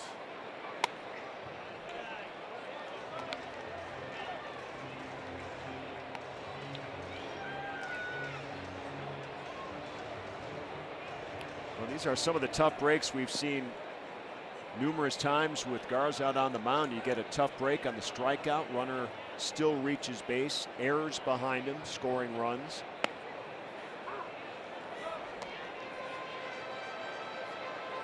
But you pay for mistakes in this ballpark. I mean, you know, errors and, you know, mistakes defensively, but more importantly, mistakes in location in this ballpark against this offense.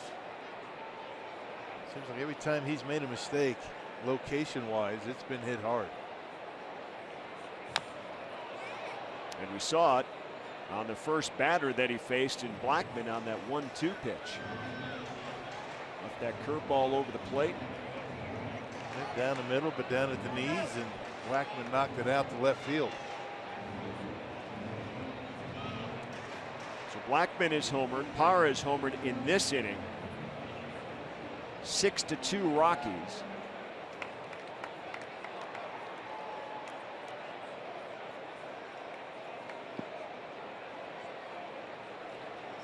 This offense is something to watch for Colorado.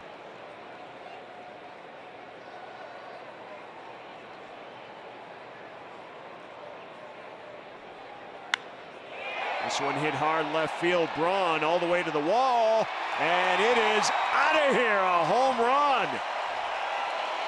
That had some carry on it, and sails just past a leaping Ryan Braun for a 2-run home run. And now Colorado a 6-run cushion.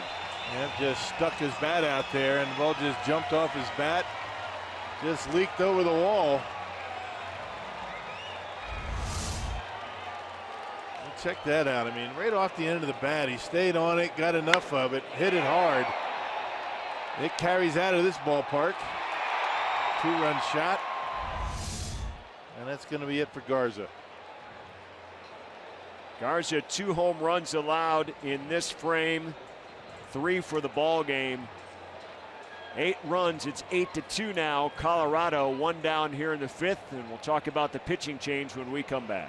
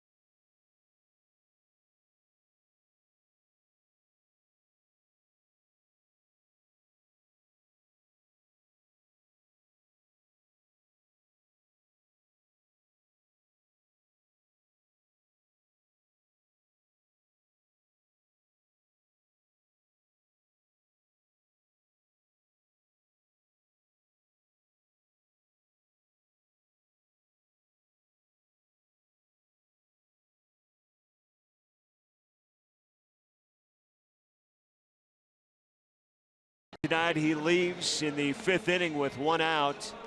And there's the line on Matt Garza, 4 1/3, 9 hits allowed, 3 home runs, 7 earned runs.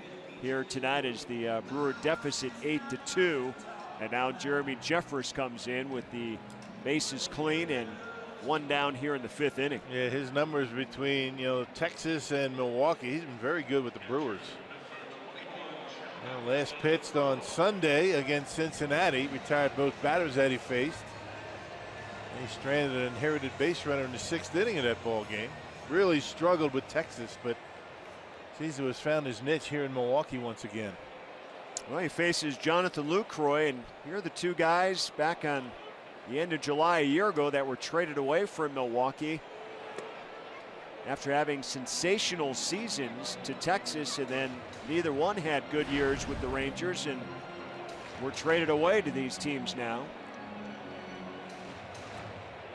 Yeah, I guess if anybody knows Jeremy Jeffress, it's going to be the guy in the batter's box, right? That's right. He's caught him enough. Well, Jeremy Jeffress has done a nice job to try to get his game back. He was off kilter a bit with the Rangers here through the first half of the season, and the Brewers brought him back because he's had so much success with Milwaukee. And really with all the teams he's been into, most success, if not all of it, have come in a Brewer uniform. Yeah, DJ, the Brewers pitching coach, really did a nice job with him last year. 27 saves by the end of July.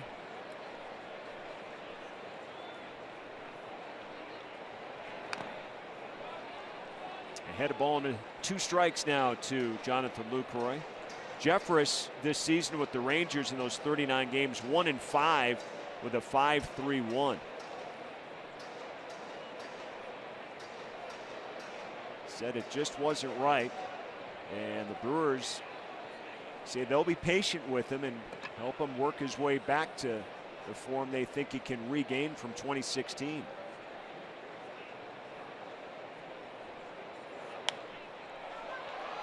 Popped him up in the infield. Shaw coming in.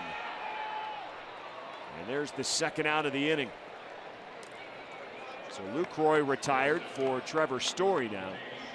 He just has good life on that fastball. You wonder why he struggled so much, but I would imagine it's, you know, inconsistency with that curveball, that put away wipeout curveball that he threw so consistently last year. It seems like that pitch is coming back for him. A work in progress, Craig Counsell says. That's right. He's there with Derek Johnson, the pitching coach, and surely they're talking about Jeffress at this point and where he is right now in their progress.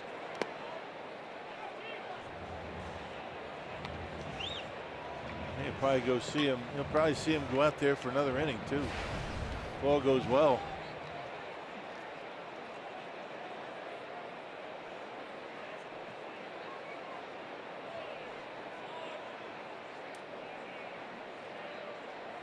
He pitched over a 3-inning span, which was a career high for him. Soon after he arrived in Milwaukee. It's one thing we've seen a lot of lately, Rock, is multi-innings out of individuals who normally don't do it. That's right. We saw 2 innings out of Corey Knebel on a homestand.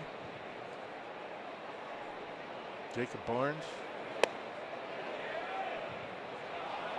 And Story can't check his swing there, so 2 balls and 1 strike to the Rockies shortstop.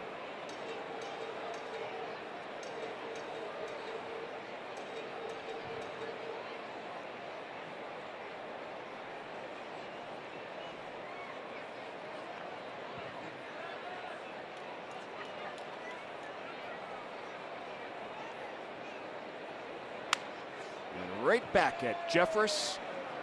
And an easy out to retire the Rockies now in the 5th inning, but they come up with 3 more runs, 2 home runs to knock Garza out of the game and lead 8-2.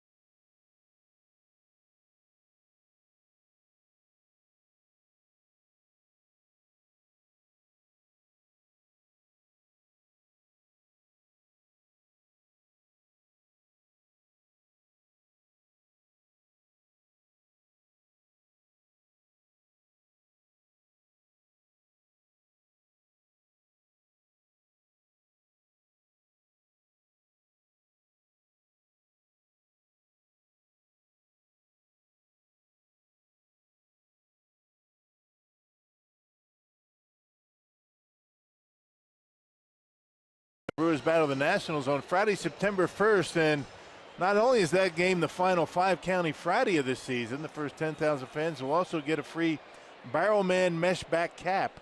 That's courtesy of the University of Wisconsin-Milwaukee. To get your tickets today, go to Brewers.com.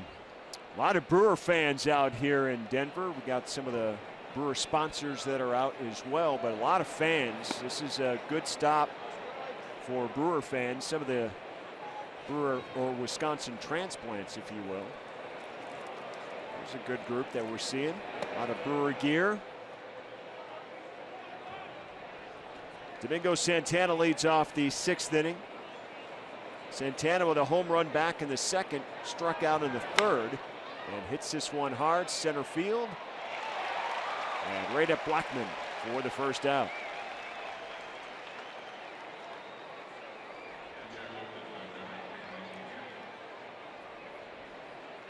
There's Manny Pena. Manny is grounded out to short his first 2 times up.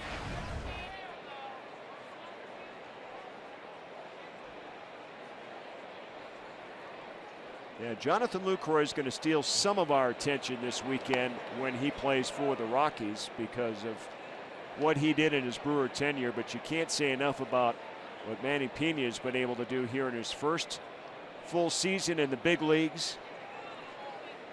30-year-old rookie, 290 behind the or at the plate offensively, and then behind the plate defensively has been outstanding.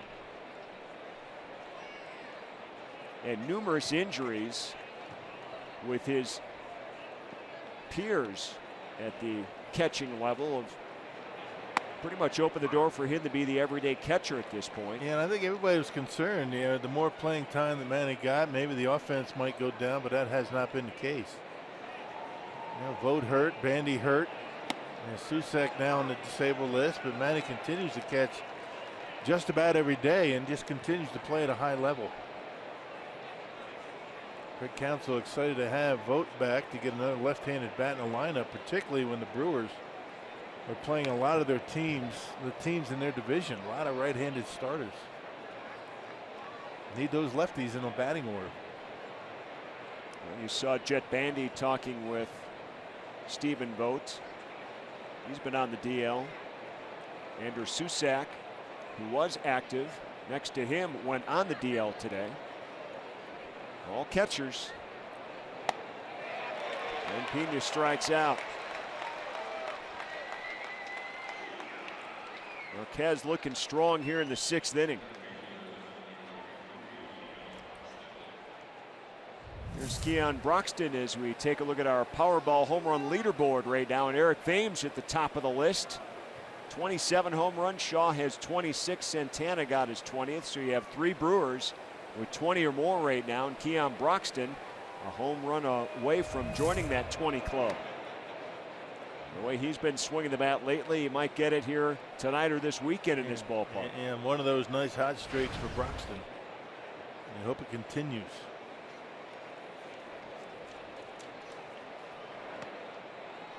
Broxton had 4 home runs on the last homestand.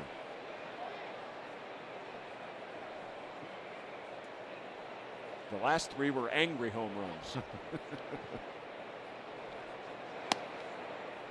You know, that's the pitch right there that you know, Broxton needs to lay off of. And he's seeing the baseball well. He does.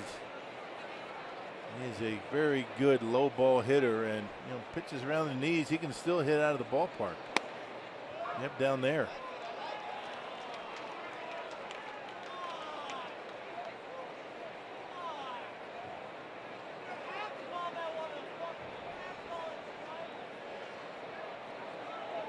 Marquez delivers. Full count now to the Brewers center fielder. Marquez fell behind in the 3rd inning, 2-1 to Milwaukee. And then he used his own bat in the 3rd inning to get a 3-run rally going, and his club has not trailed since. Broxton a long way, straightaway center field, and look out in the trees out there. Number 20 for Keon Broxton, And the home run tear continues for the Brewers center fielder. That's some pretty good power by Broxton right there. Fastball up, 95 miles an hour up and in. Yeah, and he's able to pull the hands in. Exit velocity at 105, and that, no way that's staying in the ballpark. That was a home run as soon as it left the bat. And way back out there into the hinterlands here at the ballpark. Nice babbling brook. It's a beautiful outfield, got wet. I think it did. You're right. And I think Broxton's going to get wet at the end of this gauntlet. There you go.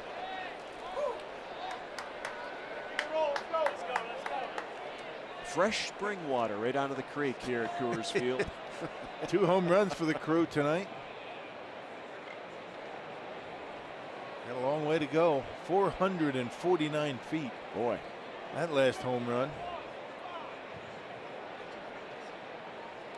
Reminds me distance-wise of that one at Busch Stadium in St. Louis earlier this year. Yeah, right.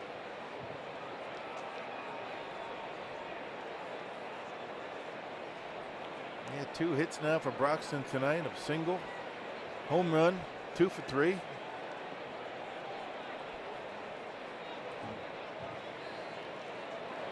let's see if the Brewers can continue to chip away. Arcia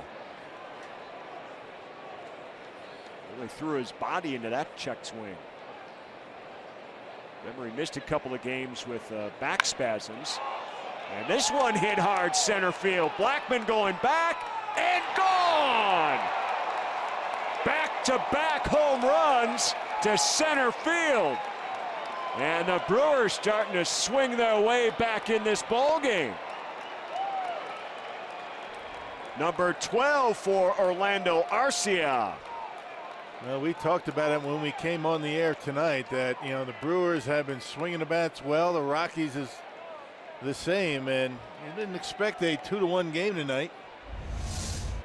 The Brewers climbing right back into this one, down and in, and Arcia gives it a ride to center field.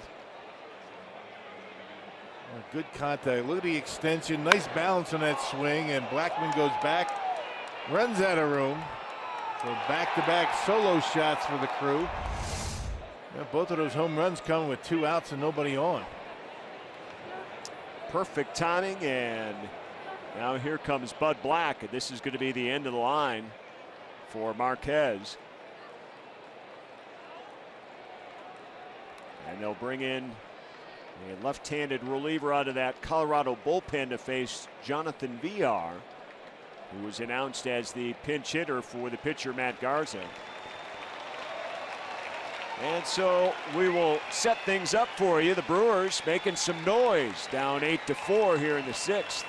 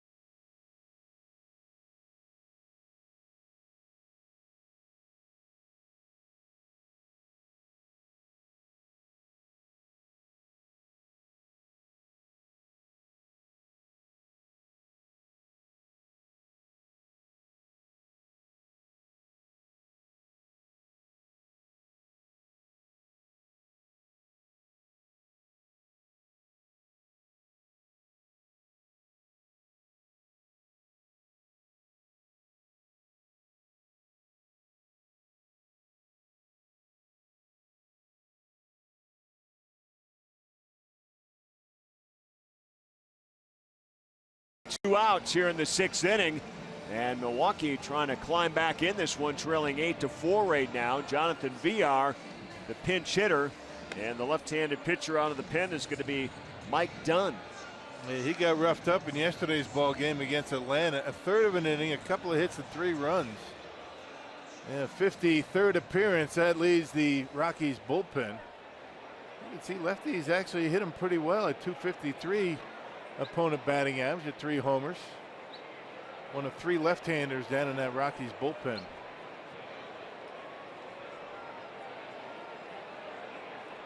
Well, Jonathan Villar coming off the bench tonight.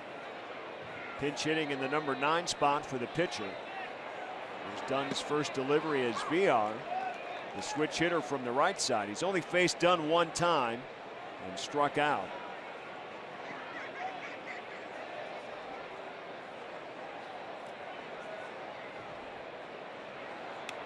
And this one all the way to the backstop.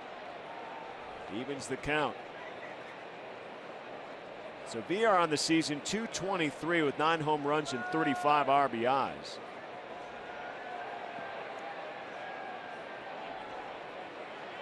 Offensively, he's been doing pretty well as of late. 5-game hitting streak, 381 with a home run and 2 RBIs during that stretch. High and tight to him this time, chases him out of the box.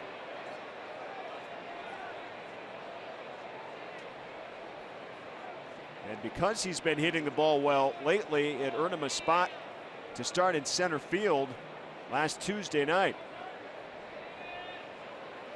I think Craig Counts would like to see him do a lot better as a right-handed batter. A lot of his success has come as a lefty.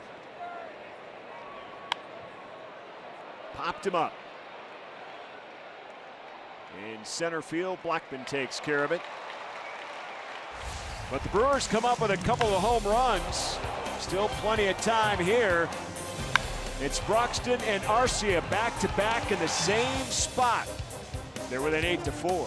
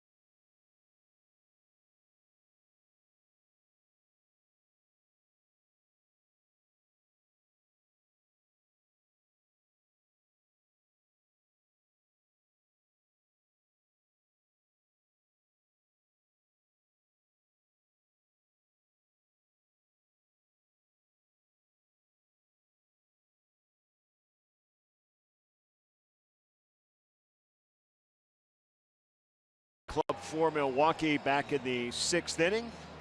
And the next batter was Orlando Arcia, and he hit his 12th. Both to the same spot out there in center field.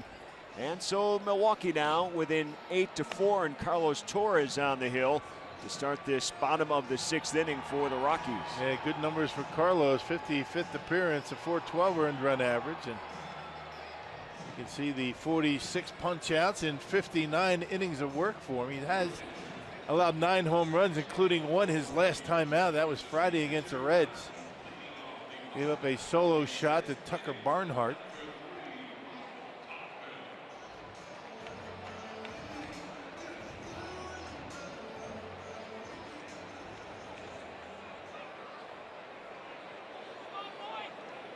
And he will face a pinch hitter in Mike Tuckman, who was just called up today from AAA for the Rockies. batting in the number 9 spot for the pitcher.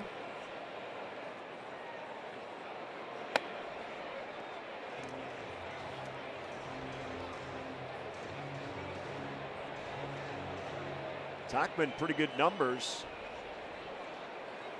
in his stint down there at AAA, 332. This is his second stint in the big leagues.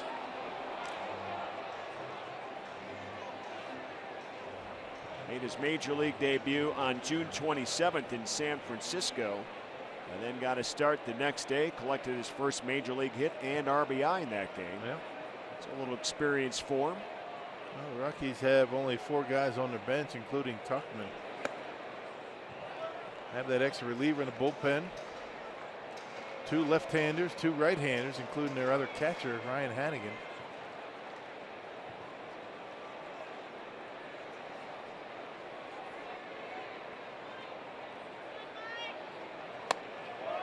And he walks against Carlos Torres. So a leadoff walk here in the 6th.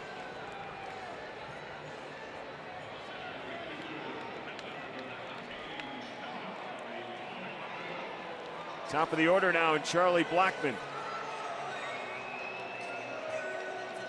Brewers have not gotten Blackmon out yet in this game. A home run, a single, intentional walk, 2 runs scored, and an RBI. And the intentional walk was a big one, because then the Brewers were able to get a double play ball out of LeMahieu to end an inning with the bases loaded. Torres cannot find the strike zone. 5 pitches and 4 balls. Unusual for him. He's usually a strike machine.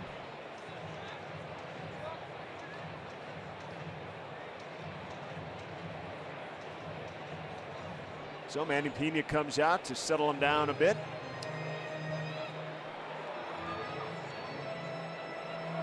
Craig Counsell watches with pitching coach Derek Johnson. Brewers the first of a 9-game road trip. Colorado, San Francisco, and then Los Angeles.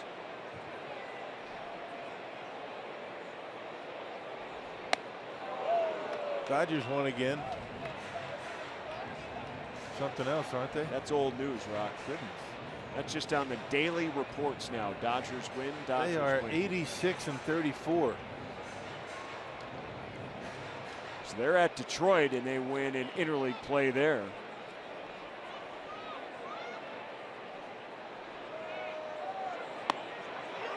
Runner goes, throw to second is in time as Tauchman overslides second and can't get his hand back on the bag.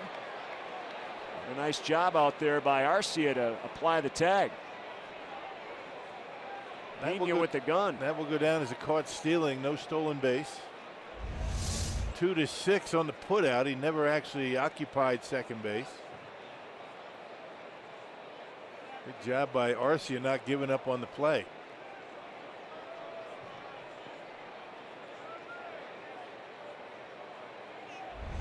Could not hold second base. Slid in hard and fast.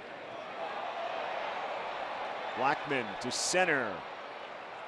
And Broxton finally records it out on Blackmon tonight.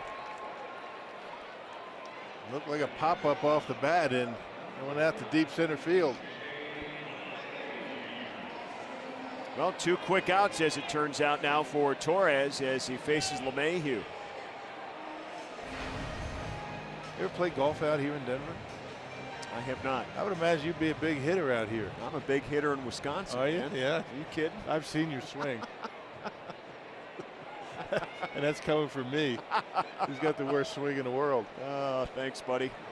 It's always just good to know that you got my back. Everything carries out here, right? I know. I'm ready to go.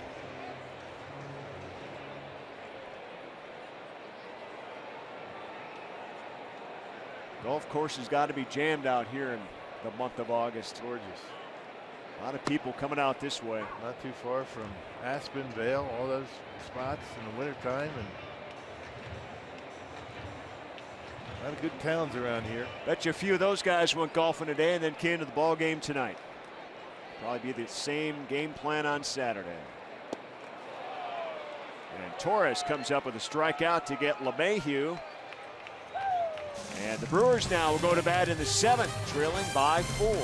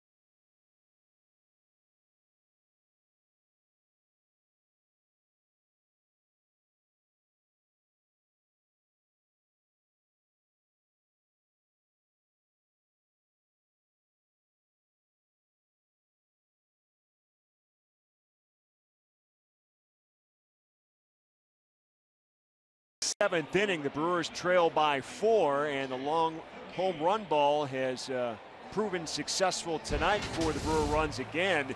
And that 20-something club that Keon Broxton joined tonight, Thames, Shaw, Broxton, and Santana all 20 or more right now. And the last Brewer team with 4 players hitting 20 or more. Of course, Ryan Braun in that mix, Hart, Ramirez, and Ricky Weeks. Yep. And there are plenty of time left. It's pretty good reading by my part, wasn't it, on that last line? I did. I felt like I was at the eye doctor's But office. I think you knew who those 4 guys were I anyway. do. I mean, I all the stuff you mark up on those notes every night, you had it memorized. I did going in. I couldn't wait for Broxton to hit it. Here's Jake McGee now out of that Colorado bullpen to start the 7th inning. And another left-hander. They got one more out there. You know, left-handers are hitting him at a better clip than right-handers. And same with Dunn, actually, a 47th appearance for him and at 365 earned run average. McGee also pitched in yesterday's game against Atlanta. Inning in a 3rd scoreless. And here's Eric Thames, who's had quite a night out of the leadoff spot. Only his 3rd trip up there on the season are at the plate, presented by Wendy's. Eric Thames numbers 2 for 4, a triple and a double and a run scored.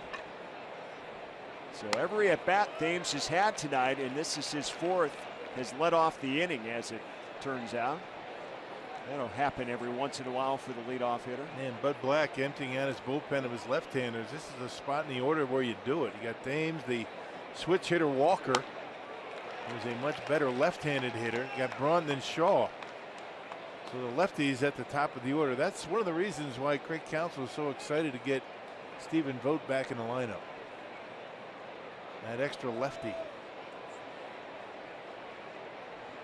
McGee throwing some gas. 96 on that last pitch. There it is again as Thames fouls it away. That's been quite a night, though, for Thames. That triple in the 3rd and then the double in the 5th inning.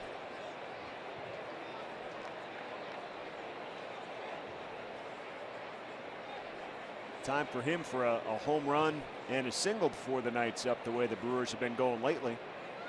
Never know if he'll get 2 more turns.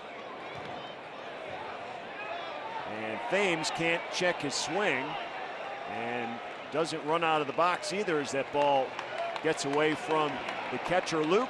Well, he didn't think he swung at it, so a little bit late, you know, on the call down at 3rd base, and that's why he never got out of the box. By the time they made the call, Luke probably was on the baseball already.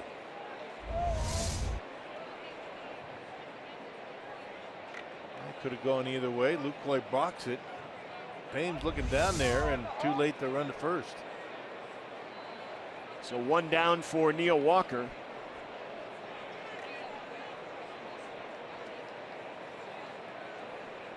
Brewers second baseman 1 for 3 tonight. His hit produced a run back in the third inning, scoring Thames. That gave the Brewers a 2-1 lead at the time. And that was back in the third inning, but it quickly disappeared after that. And this time Walker pokes one in the left for a base hit. This guy is 7 for 14 as a Brewer. Yeah, and again, a base hit from the right side of the plate. That's always encouraging. Throughout his career, Walker has always been a much better left-handed hitter, but able to turn on that big fastball. For a base hit to left. Is that the first time we've seen him on the right side? I think so. He almost forgot he was a switch hitter up until now. Yep, that was his first at-bat right-handed, according to the stats. There's Ryan Braun. He's had some tough luck here tonight. Couple of strikeouts, hit the ball hard for an infield out.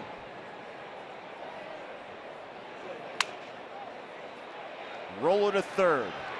The lead run to first in time for the double play. And the Rockies turn the 5-4-3 double play to retire Braun and the Brewers in the 7th inning. And Greg Counsell taking a long look at this one. Well, Braun really didn't have much of a reaction when the out call was made, and that's your first sign that, yeah, perhaps he thought the right call was made. Pretty close. I'm not sure if the Brewers are going to challenge it or not. Inning over. Close play at first. Defense gets the call there. And the Brewers are done here in the 7th inning. And they still trail by 4.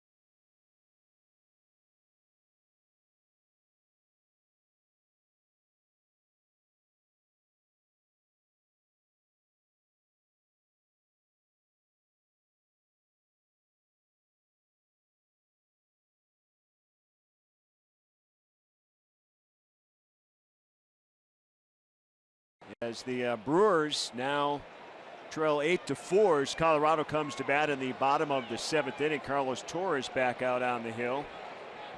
And if the Brewers don't come back and win here, they'll drop down to 3rd place. But still, this division is within reach. Tight. Yeah.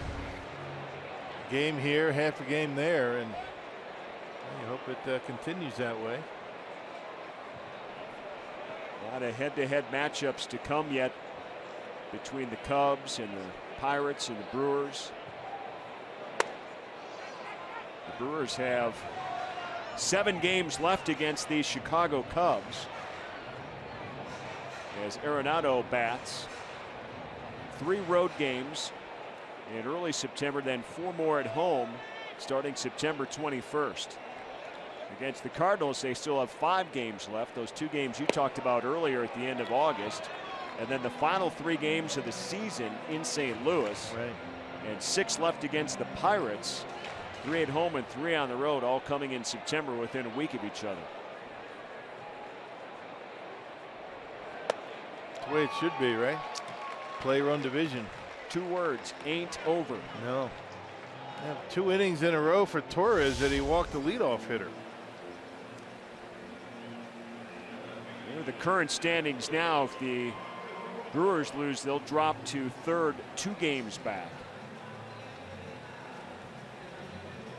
Well, the Pirates had a comeback there in that one, but Yeah, remember the game against the Reds the Brewers had? They were down 10-2, ended up coming back to within 1 run.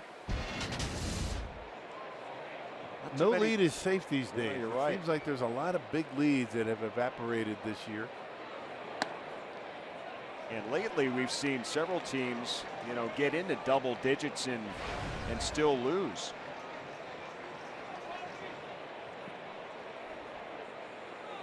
There's Parra, who homered his last time up.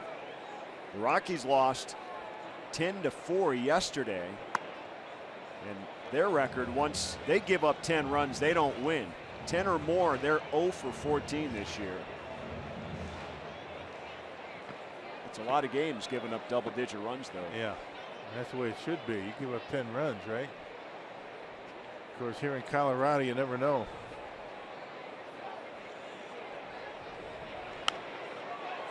This one hit the opposite way and just foul.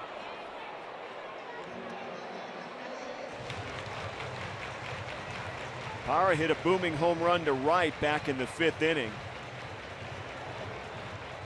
A couple of hits and a couple of RBIs against his old Brewer team.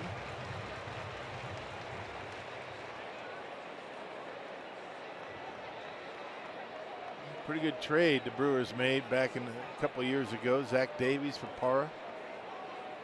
That was when Doug Melvin was starting to turn this Brewer ball club around as the Brewers GM.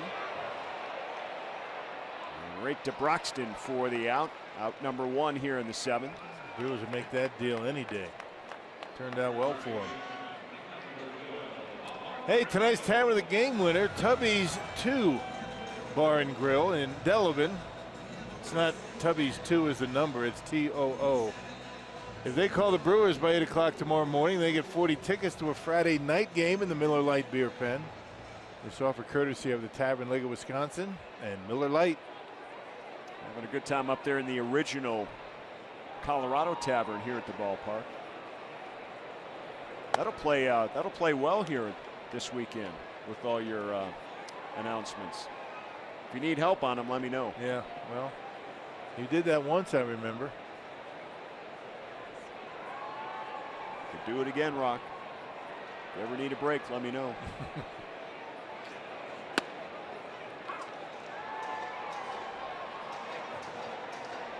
Here's Reynolds. He had that strikeout. The ball got away from Pena, and he reached, and then the next batter, Gonzalez, hit the home run back in the 5th inning. Snap throw to first. And Arenado's back. And he saw that ball go in the dirt, took an extra step, and Pena nearly picked him off. Always looking to make that throw to help his pitcher.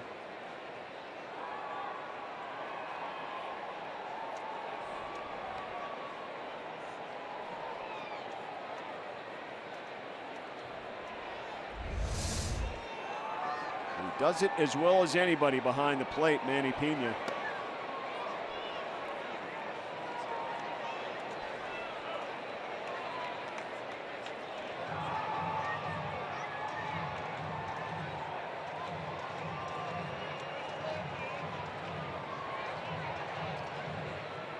He has come a long way since opening day. Hard to believe it was his first career opening day appearance on a roster. For Manny Pena, solidifying that catcher spot. And now Reynolds walks. So 2 walks here in the 7th inning. Yeah, this is not typical of what Torres does when he comes in. He might give up some hits, but he's normally not a guy that's going to walk many. Yeah, 3 walks in an inning in the 3rd right now. It's the last thing you can do coming out of the bullpen, walk batter, especially in this ballpark.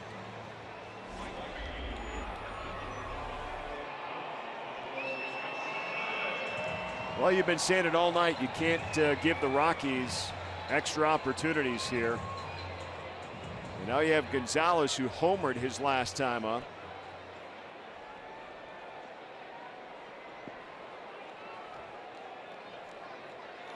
That ended Matt Garza's night. He gave up 3 home runs here tonight, 7 earned runs. And right into the shift, Arcia, jump hop, and a nice throw for the double play. Boy, Arcia does it again.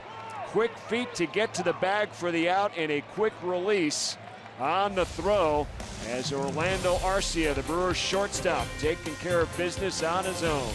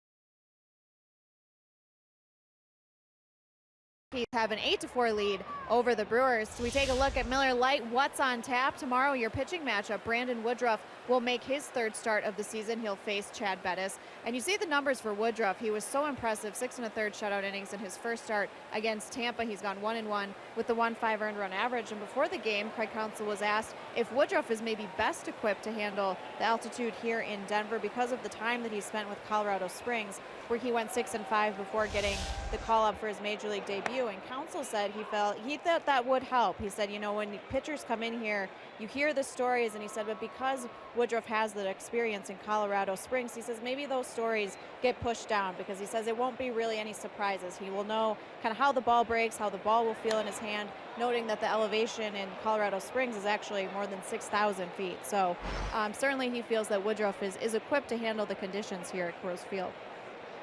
All right, and the elevation here a little less than that. What about 5,200? Is that Yeah, what it's about 1,000 feet different here, so it should be a little bit easier for Woodruff, you would think. You know, the thing about it is, you know, that Colorado Springs pitching staff has been pretty good, even at that elevation. Well, it seems this year it's been a much better scenario for that pitching staff than it was a year ago.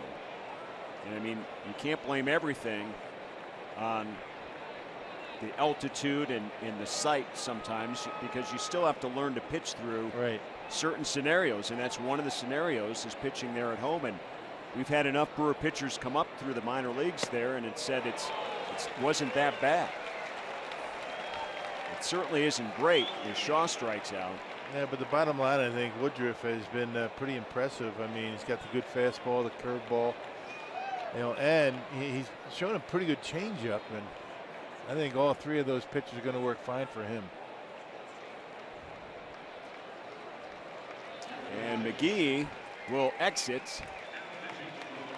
And a pitching change. We'll talk about it when we come back. 8-4 game in the top of the 8th.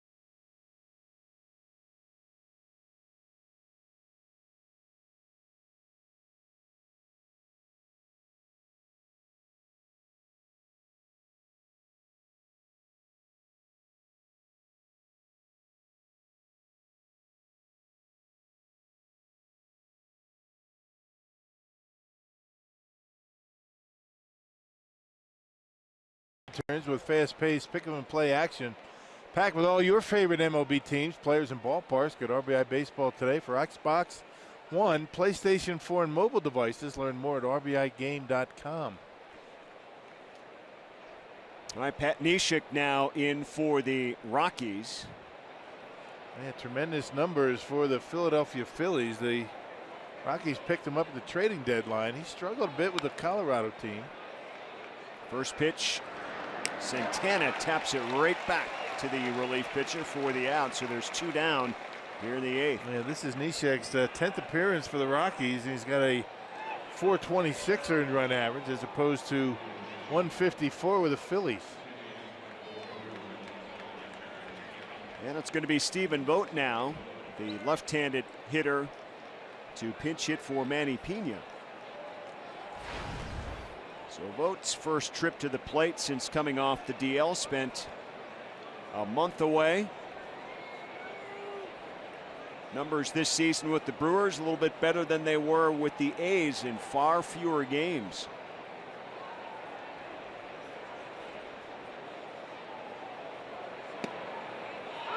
Neshek delivers a first pitch strike. A Madison, Wisconsin native, Pat Neshek. A very unorthodox delivery and very tough on right-handed hitters. And he's got some nasty stuff coming his way. And this one down the right field line, base hit. Vogt is chugging into second base, and there's a 2-out double, pinch hit double for Vogt. Yeah, that didn't take long, did it?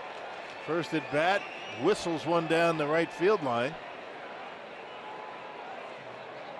That's the way to swing it. Check out this pitch, down and in. Looked like a breaking pitch that didn't do a whole lot, and Vogt able to rip it down the line, just barely fair by maybe a foot. And the Brewers still alive here in the 8th.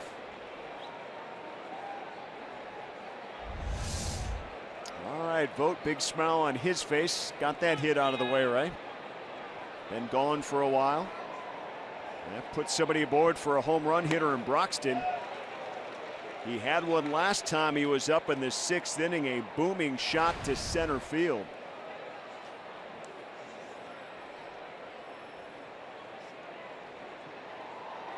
This would get the Brewers right back in the ball game.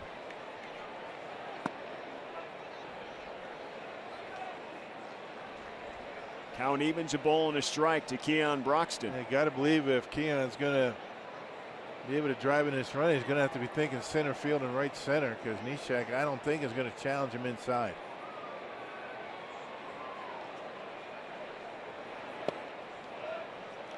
Outside again, 2-1.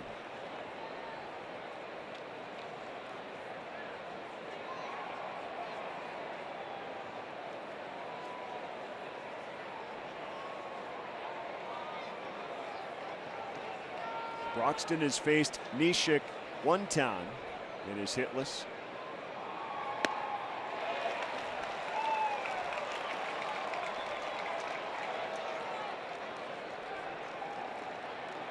Two and two the count now on Broxton. Stephen Vogt out at second base, 2 down here in the 8th inning.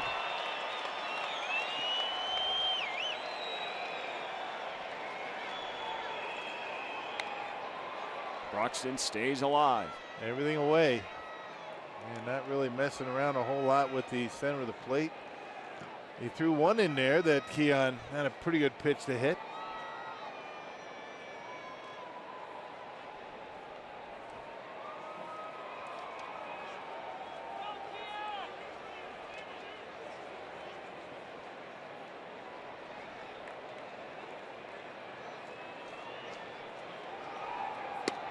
Called strike 3. Broxton doesn't like it, but the Brewers are done here in the 8th regardless as Neshek comes through, and that 2-out double goes for naught by Vogt.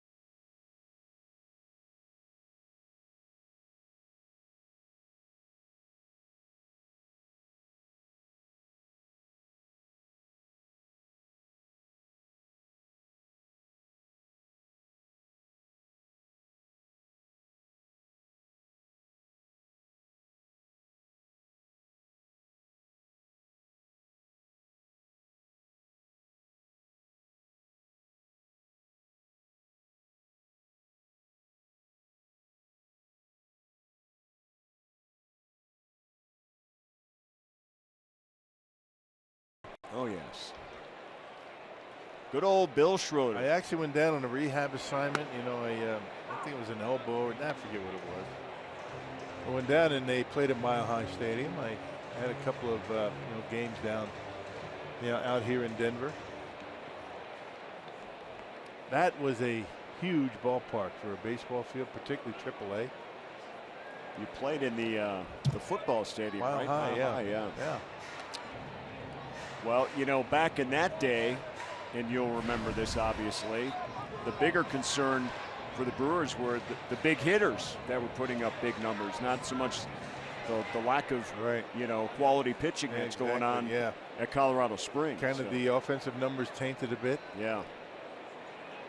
There's Lucroy leading off the 8th inning, and he rounds out to second for the first out.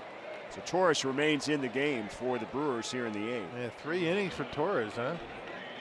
Yeah, we were talking about that early in the game, right? I mean, some guys out of the bullpen that are being asked to pitch extended innings that normally do not.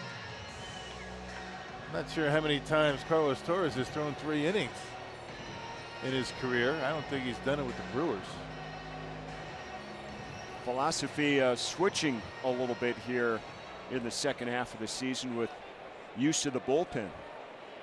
Well, down by 4 runs, first game of a long road trip. I think Greg Counsell wants to save as many of his bullets, as he can.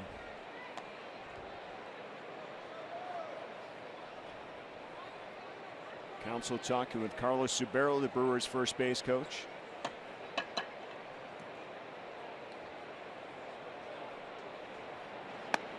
Here's Trevor Story.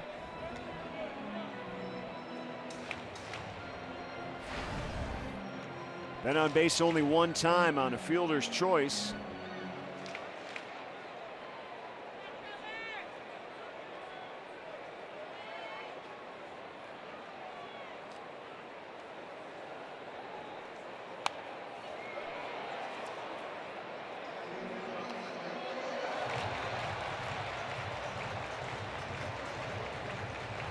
Brewers start time tomorrow,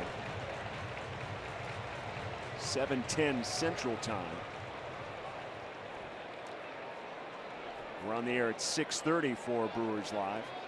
Jeff and Augie standing by for the post-game show. We'll set game 2 up for you as well tomorrow. Going to be past Augie's bedtime, isn't it? Augie's got some late nights coming up. It's get a little bit late. He's just prepping for San Fran and then LA. LA, yeah.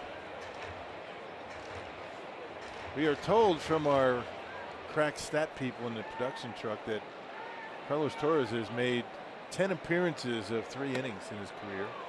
None with the Brewers. Well, there you go. Your recall with the Brewers was there. This is the first one if he gets through this next out. You got Trevor Story there. He now faces Pat Valaika, the pinch hitter.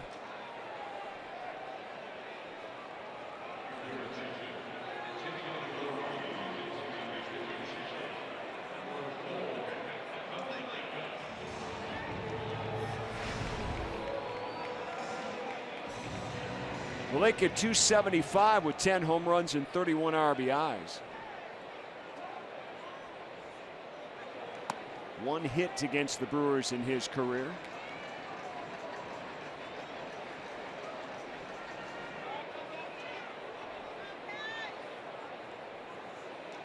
Torres wants to make sure no more runs come home here. It'd be nice to close out the 8th inning, getting the pinch hitter.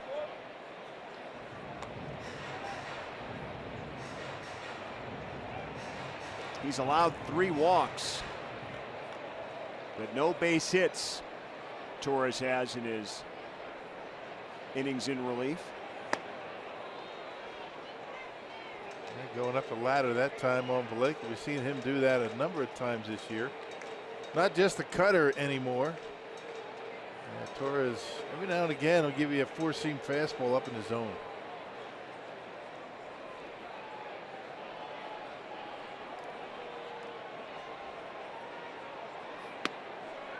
And he strikes out Valaika to end the 8th inning. So a couple of strikeouts to end a nice job. 3 innings in relief for Torres.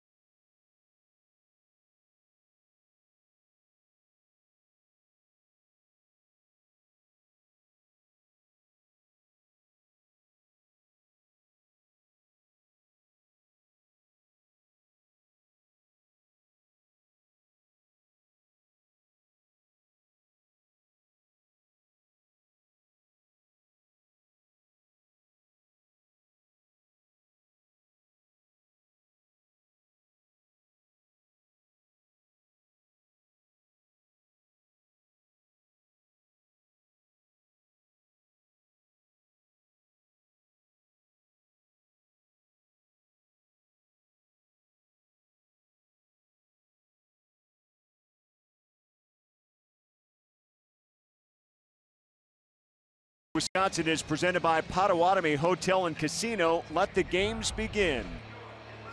8-4, Colorado leads Milwaukee as we go to the top of the 9th inning. And our Badger Mutual Insurance plays of the game take you back to the 6th inning. Keon Broxton with his 20th home run. And then one batter later, it's Orlando Arcia. Same spot, center field. Back to back for the Brew Crew. That got him within 8-4, and that's where our scores remained since. And now Greg Holland will come in and try to close the door on the Brewers and pick up a Rockies win here. We'll see what the Brew Crew can do against Holland. Yeah, he's having a terrific season. 35 out of 38. Picked up a save his last time out against the Atlanta Braves. That was back in the 14th. A non-save situation tonight. But he's had 4 days off, so Bud Black figures he better get his closer in the game tonight. Arcia to first to face him, down a strike here in the 9th inning. We just showed you Arcia's home run.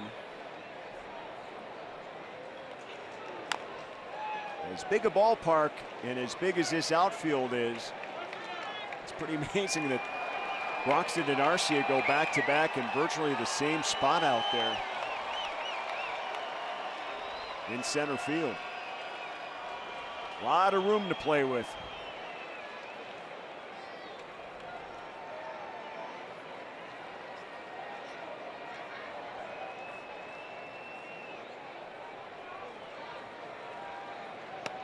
And they actually made it tougher out there in right field where Eric Thames hit that double high off that plexiglass out there. That wall last year actually doubled in size. Yeah, it's over 16 feet now. Yeah, 16 feet 6 inches. And Arcia strikes out. So one out here in the 9th inning. There's Eric Sogard. He'll be the pinch hitter. Always keeps the baseball down. He's got that cut fastball to go with that four-seamer.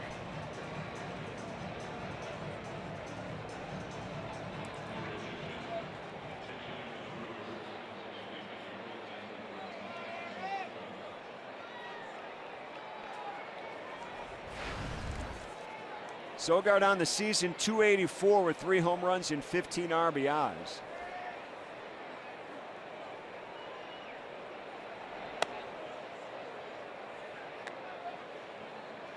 Had a good homestand, 5 for 14, 357 with an RBI.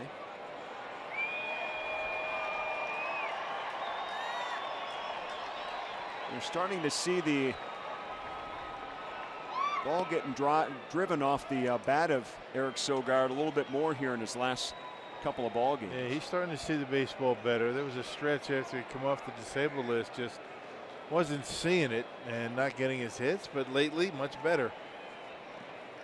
Darnell Coles, the hitting coach in the Brewer dugout.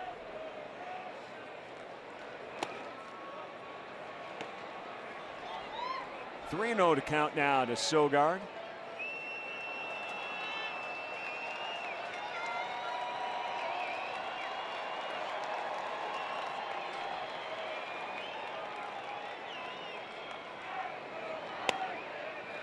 Sogard walks on 4 pitches. He does have a unique ability to get on base, though, doesn't he? Whether he's hitting or not. A 4-pitch walk. And the Brewers will take that with the top of the order now in Eric Thames.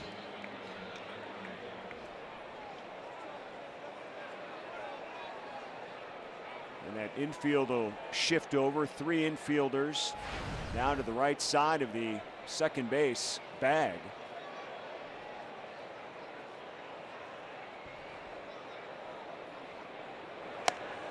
Arenado lines up where the shortstop normally is. But Thames has hit it over everybody's head a couple of times today, a triple and a double. Showing a lot of power to right field.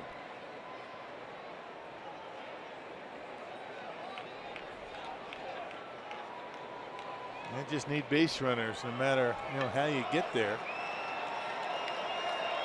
Brewers are where they want to be in the batting order, that's for sure. With men on base tonight, the Brewers just 1 for 12. It's been difficult just to advance a runner at this point.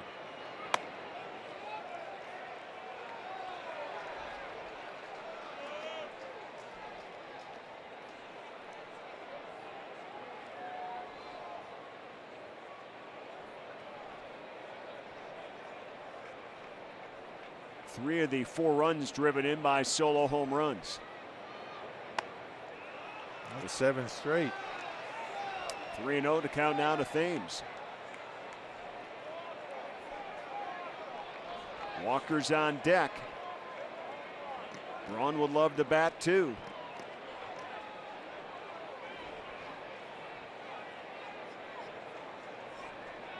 Sogard takes off, and there's a strike. He'll wind up at second base. 3-1 to count now on Thames.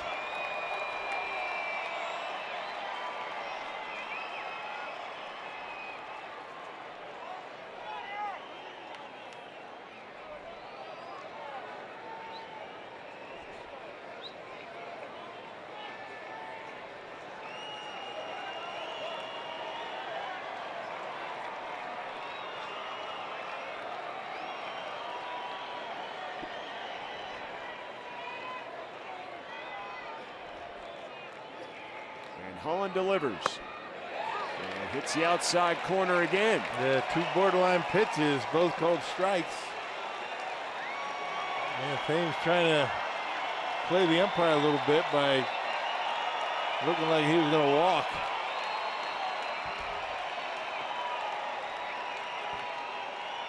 So Holland, after throwing 7 straight balls, now is able to hit the outside corner for strikes.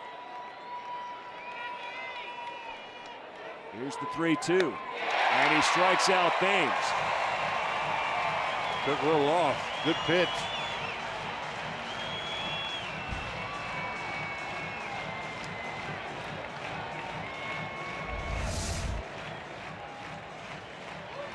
And a little cutter right on the corner, and he came all the way back to get Thames. All the way back from 3-0. Boy, he really worked that outside part of the plate. Yes, he did. Here's Neil Walker with 2 down.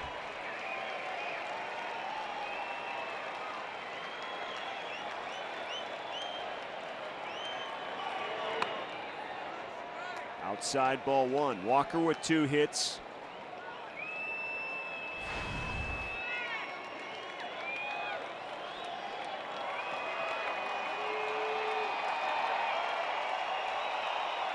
A single to right and a single to left.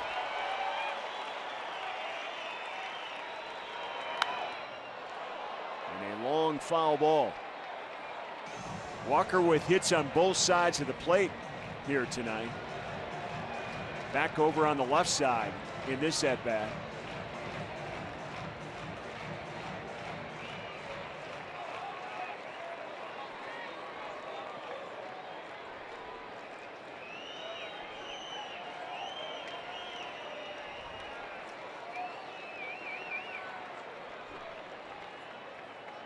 All in a 1-1 count, I should say, to Walker. Now 2-1. Trying to backdoor that cut fastball. That's not an easy pitch to throw.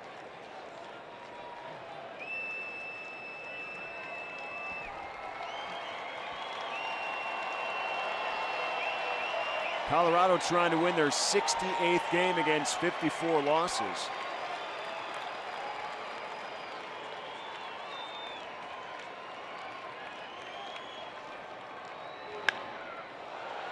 Fly ball hit well center field. Blackmon going back and hauls it in just ahead of the warning track. And the Brewers fall to the Rockies here in game 1 of this 3-game weekend series here in Denver. 8-4 is the final score as Matt Garza gets tagged for 7 earned runs, giving up 3 home runs in the loss. And this one here tonight, the Rockies 8 runs on 9 hits and an error. The Brewers 4 runs on 9 hits and also an error here tonight. So the Brewers will fall 2 behind the Chicago Cubs and into 3rd place in that tight National League Central Division. Our Brewers postgame programming begins now as we toss it back to the studio and Jeff Grayson.